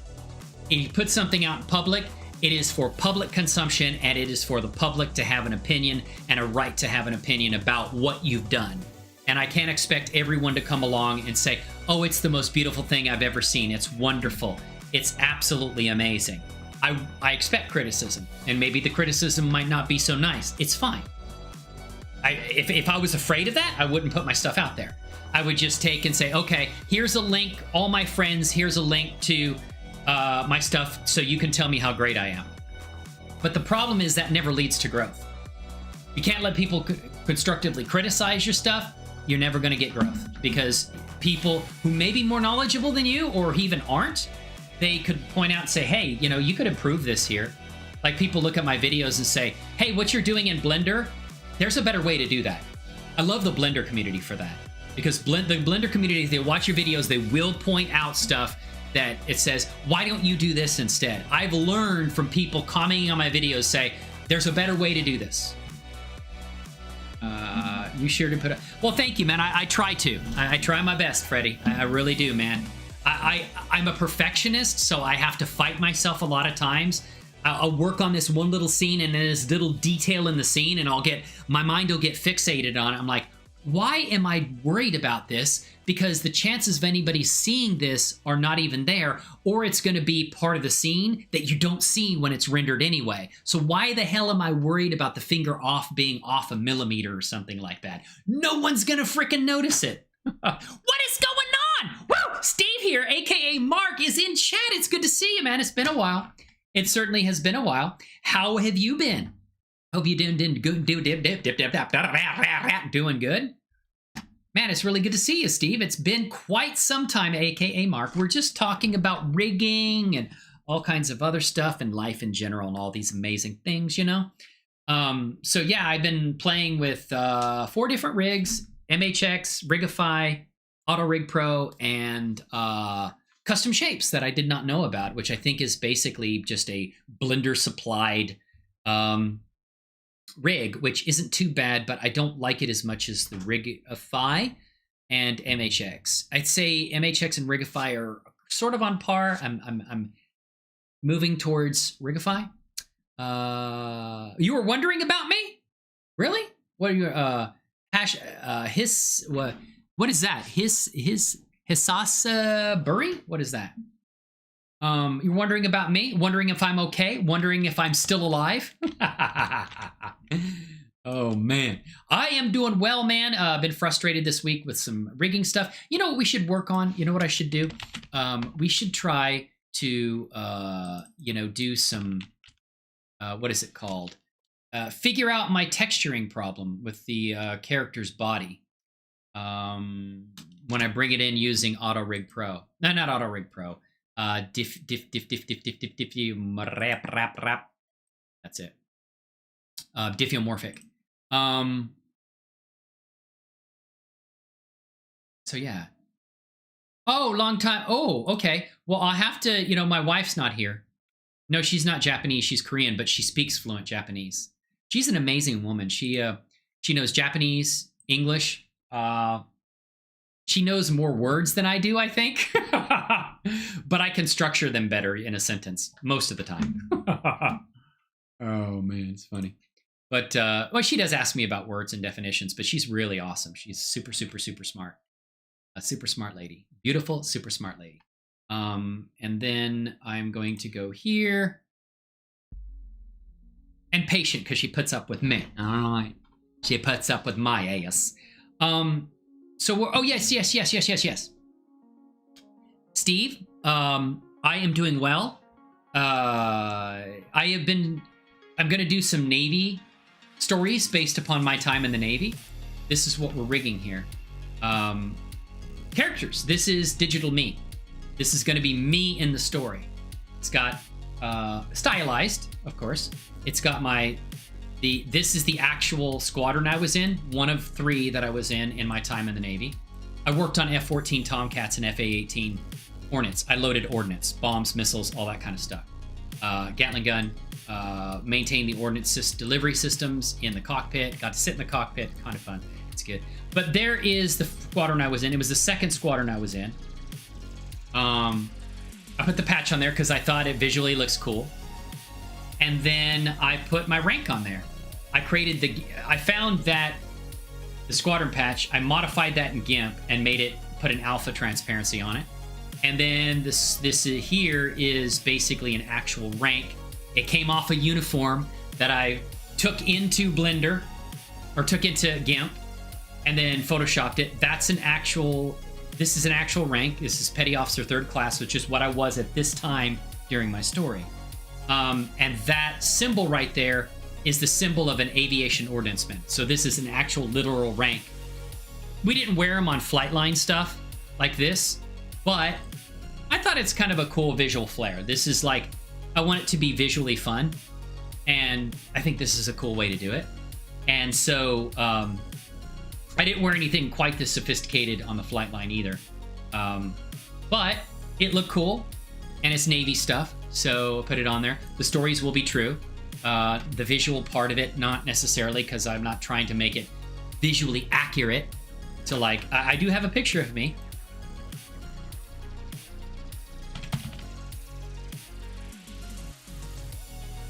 Of my time in the Navy. Pretty sure it's me. I found it online. Let me show you. Let me show you. My God. Scroll down here. This one. Actually, hold on. I got it in my Navy stories. Hold on. I'll show it to you. You're wearing a red shirt? Yes. Yes. There's actually a joke about that I joked with when I first had my 2 weeks of active carrier duty, and it's going to be in the visual novel too. It's in the story.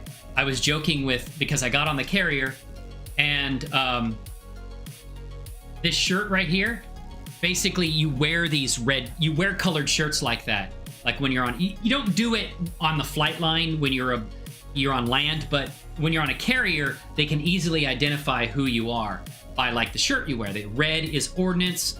You got brown, which is which I labeled here. You got plane captains, brown. Aircraft directors, you got aviation fuel, which is like a bright purple. You've got quality control, which is white.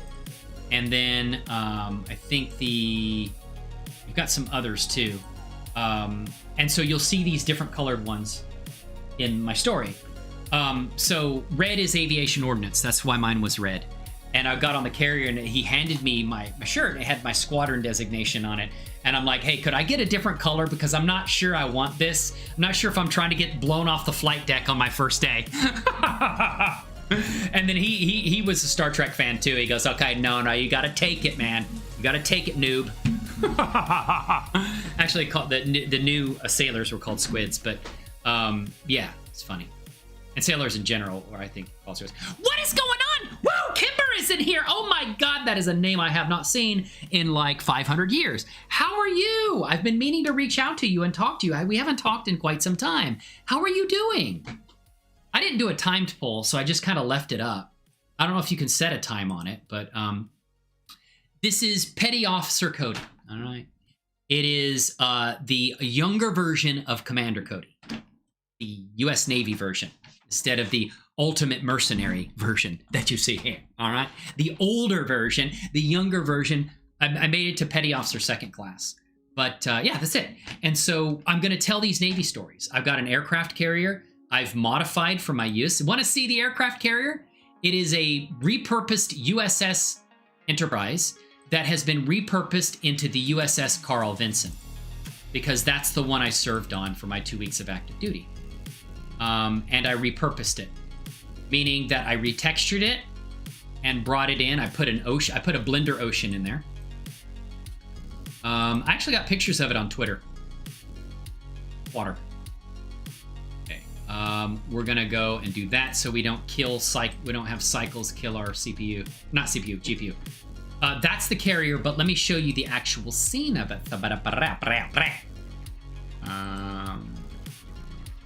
Navy stories, locations.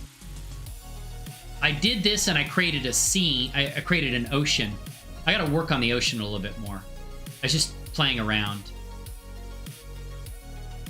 Okay. That's a picture, and let me show you the actual Carl Vinson. It's not accurate, and anybody who served on the Carl Vinson is like, that's not the Carl Vinson. But I've actually got a scene that I set up, a little animation scene. I put some F-14s on there, and check it out. I retextured the F-14s to match our squadron. See the back here? That logo right there? That's an actual symbol for VF-301 that I served in. So if I go over here, I was going to show you pictures. This is the squadron. I'm in that picture, don't know where, but you see there? There's the arrow. Right there. I'd be in the blue, dungarees. They don't use dungarees anymore. Not my Navy, okay? So they have an arrow on the back right there. And that's one of the F-14s I worked on. Actual F-14s. This is at Miramar. This is where I served on the flight line. See the grooves and lines? I put that in the grooved lines. I put beveling on the flight deck in my novel. Right? But I'm there. I'd be there in the back. You have the pilots in green, then you have the officers and chief petty officer and above who are wearing the khakis. Okay, and then this right here, I believe, is me. My time in the Navy, working on F-14s in VF-301. So I basically have that hangar set up, and I put the logo on the. I'm trying to find these things. There's one guy that sells an asset that looks just like that tow truck right there. I never got to drive one around. They didn't trust me. But I wouldn't drive one around anyway, because they didn't let ordnancemen near those things. They knew they were insane anyway. And this is the thing that basically they hook up and they start the engine. So yeah, I was always on the flight line, even when I didn't need to be, like in this picture. and they had the cockpit shut, not because they wanted to take pictures. The pilot and co-pilot were in there. He got tired of me asking if he could sky Uber me. Can you sky Uber me to the KFC? Because they had a wonderful KFC right down the street from the base that we used to go to. Woo! Best fried chicken, all right, at that KFC. And I asked to be sky Ubered, and they finally said, you know what, fuck it, I'm gonna close the cockpit. Because threatening you with orders isn't working. So I'm just gonna shut the cockpit. I'm gonna shut your ass up that way. All right, but this is me right there, okay? So you see, we don't wear, this is what we wore. It's not accurate to what, but I think that what I am gonna tell in the story is accurate, but it has visual flair. Now this is my universe I'm creating, and that's the way it's gonna be. So you see, I put that on the back. I textured that. So we did that, right? And thank you so much for coming in. It's so good to see you, Kimber. You like, and then I did, this is a procedural texture for the flight deck. They didn't provide any textures. All these colors right here, that was vertex painted by the original modeler. And I didn't find out that they didn't have textures for this until after I got the carrier. And he's like, oh, by the way, I didn't use textures. And this is a procedural texture I put on to make it look like at fault. That's completely mathematically generated. And so I got the elevators, and it wasn't even rigged, but I rigged it. I rigged the elevators. Oh, I'm moving the whole carrier. Let's go into pose mode, shall we? All right, let's go ahead and control tab. So now I did my own armature, and I rigged the elevators to move up and down. Obviously not the F-14s. I could have used a floor to keep them on there, but the elevator moves up and down. All elevators move up and down. And that elevator moves up and down. So this is going to be in my second story. You're not going to see this one right away. I need to massively increase my skill to tell this story, because I've got some fun things I'm going to do with it. And then there are the blast shields that were not rigged either. I got an ordnanceman down there, and I got someone directing the plane as it's on the catapult. And then down here, I rigged that. So if you rotate it, and I put a bone constraint on there, the blast shield comes up. Isn't that cool? But I don't have like the metal components in the back. I'm not worried about it. I'm gonna have it from this angle right here anyway. I mean, I could do some 3D sculpting, and that may be kind of fun, but I don't know, I just don't have time for it. I do rigging and animating. Somebody wants to make that. Actually, I probably could get a free kit bashing. I know some free kit bashing stuff, and I could actually add that, because I'm not telling that story right now. I could, and then, yeah, so that's the character. I don't have any materials on this yet. The ocean I did create using the ocean modifier over here in Blender. There is it's a plane basically is what it is, with an ocean modifier, and I need to fix it. Get out of pose mode. But okay, and also I put the number on there, 70, because that's CVN 70, the Carl Vinson.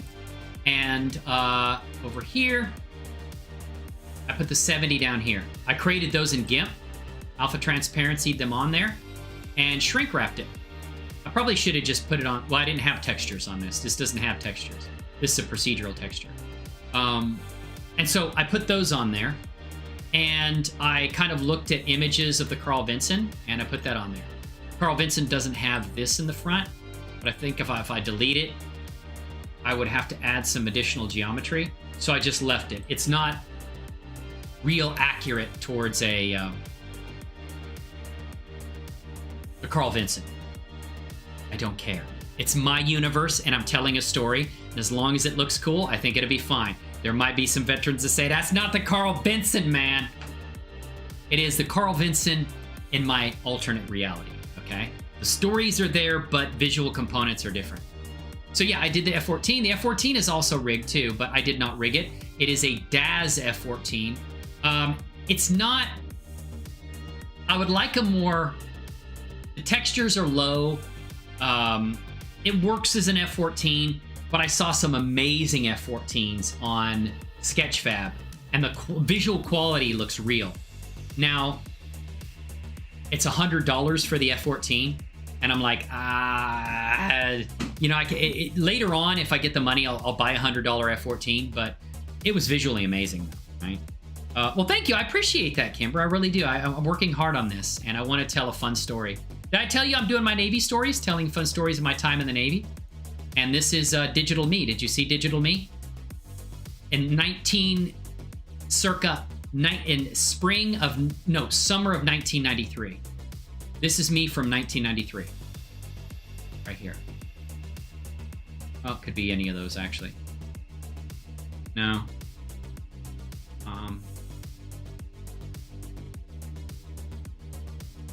Where's my Rigify one? Man, I got so... Oh. Yeah. So this is me. Right here. That's Digital Me. In my flight deck outfit with my Petty Officer 3rd class rank and the squadron patch right there. That I created those. But like this flight suit wasn't made for this character. It's a DAS character. It's a DAS Genesis 8. And the flight suit is for Blender. It came from CG Trader. And I talked to the artist. He was really cool. I showed him an image of what I did. And he goes, oh, I'm looking forward to this story, man. It looks cool. So, yeah. And I've got goggles that I animated. Let me bring the helmet back. The helmet's there. Where's the goggles? Oh, I put a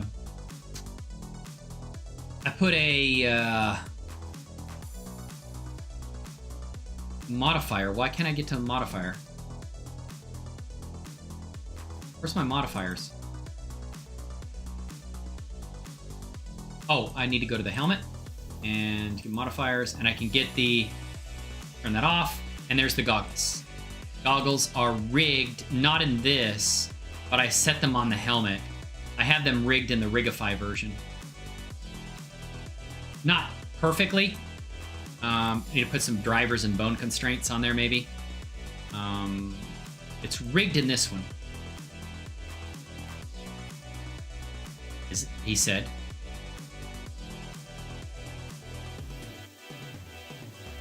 It should be right there. Oh no, that's Sarah. This is someone I served with. She'll be in the story, and there'll be others in the story too, right? That's Sarah, Petty Officer 2nd class. It's got the rank patch there, so she'll be in there. She's fully rigged and ready to go, right? So I can move her around, grab, and I can move her around. Really slow here because that's cycles, but non-cycles, and she's pretty quick to move around, right? So she's fully posable with the clothing that isn't meant for her, but it's cool, right? I gotta head to a meeting, Commander, but it was great seeing and hearing you again. Keep up the amazing work, brother. Woo! Thank you, man. I appreciate that. Hope you have a great rest of your day. And dude, it's so good to hearing from you. I need to get back on Twitch and hang out with some of my friends who stream that I don't go to Twitch that much anymore. You know. I just haven't been because I've been so busy with everything else. But I need to get over there and hang out. Even though I don't stream really that much over there anymore, I still need to hang out. Still need to hang out with you guys, right? I did have that rigged on me, not her, because she's not going to need to have them on in this episode.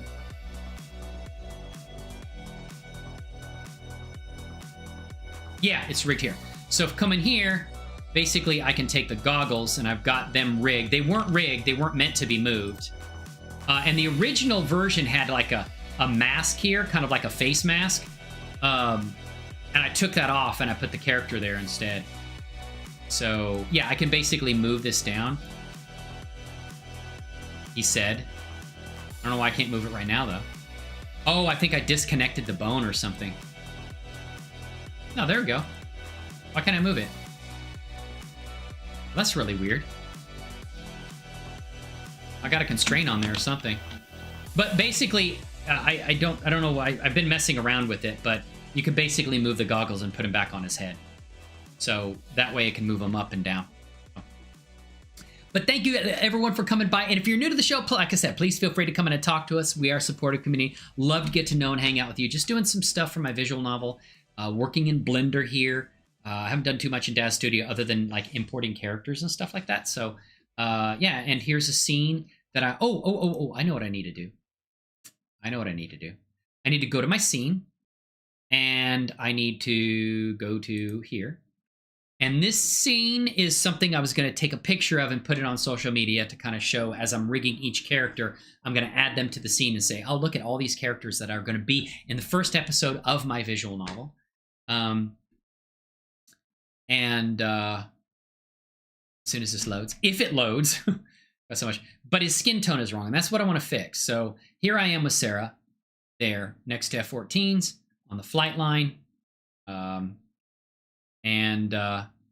At the squadron hangar over here, and there's I was in VF-302. Don't have a lot of fun stories from there though, but that's the first squadron I was in, VF-302, which is fighting stallions, and then 301, which is the second one. I had a lot more fun in that squadron. I've got to leave too. Dinner time. Woo! Hey, I got to get some dinner too, man. I actually got to get some lunch or whatever. I haven't ate much today. I need to eat. But there it is. And this is really part of San Diego. This is a geo-mapped San Diego. I used a GIS and mapped it onto this terrain here using a plugin that I purchased that added buildings too.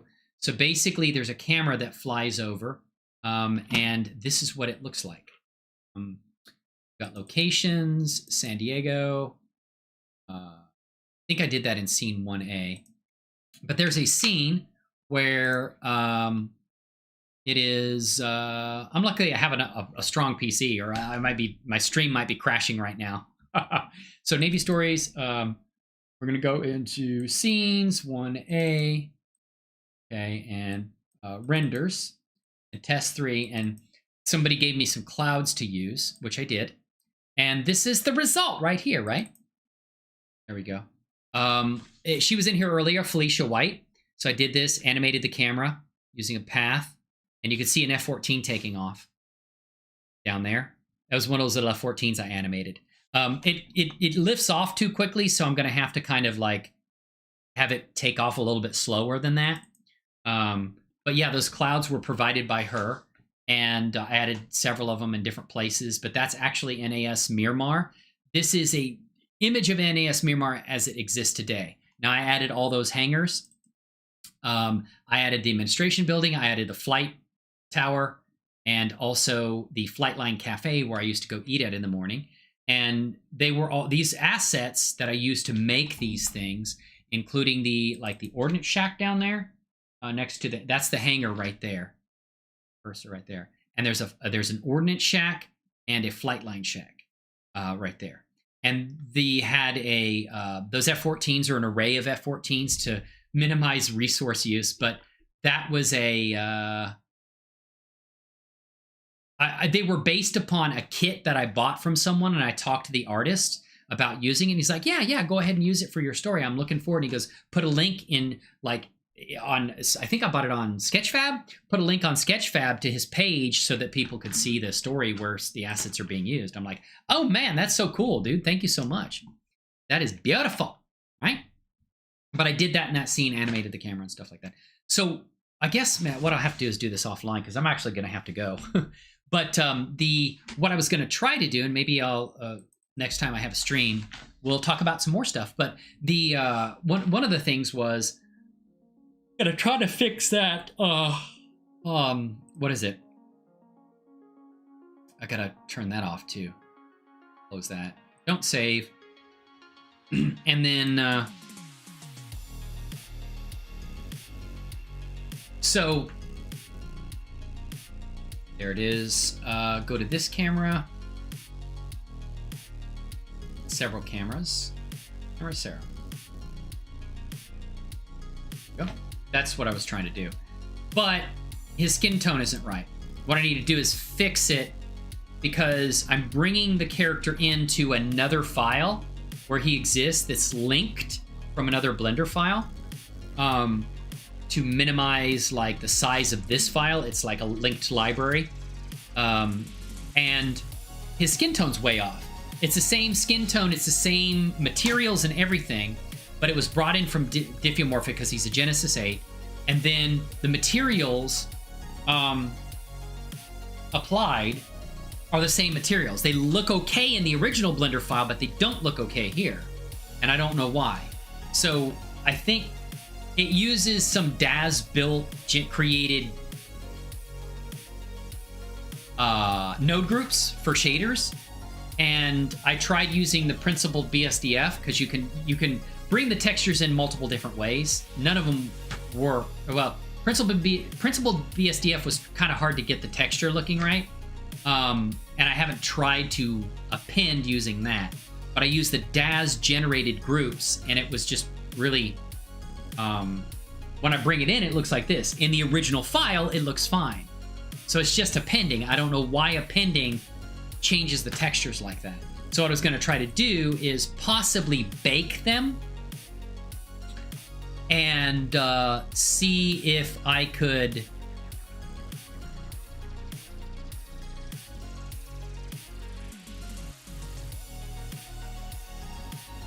try to bake them and maybe bake the textures and it would look right, and then bring it in, and then that way when I bring it in, I can just use the baked textures rather than the ones it's trying to read from the original file, because for some reason, whether I append it or I link it, the textures just don't look right when compared to the original file. I don't know why. It's the same nodes, same settings, same colors I adjusted, but it's screwed up, and I have to figure out why. So now, hey, hung out with you guys, I got a rigging system now that might be much faster for me to use, although this does have auto-rigpro on it, so they are set up using auto-rigpro. But as soon as I get his skin texture looking right, I was going to use this as kind of like a promotional picture for the show or whatever. But yeah, okay. Well, I'm going to head off. I got some stuff to take care of. Probably streaming in. I don't know if I'll have another stream this week, but I'll likely have a stream or two next week. So I'm going to try to get that schedule out during the weekend so you guys know well ahead of time what I'm doing and everything that's going on. But you guys take care. Hope you have a great rest of your week. Thank you so much for stopping by, and we'll see you again soon.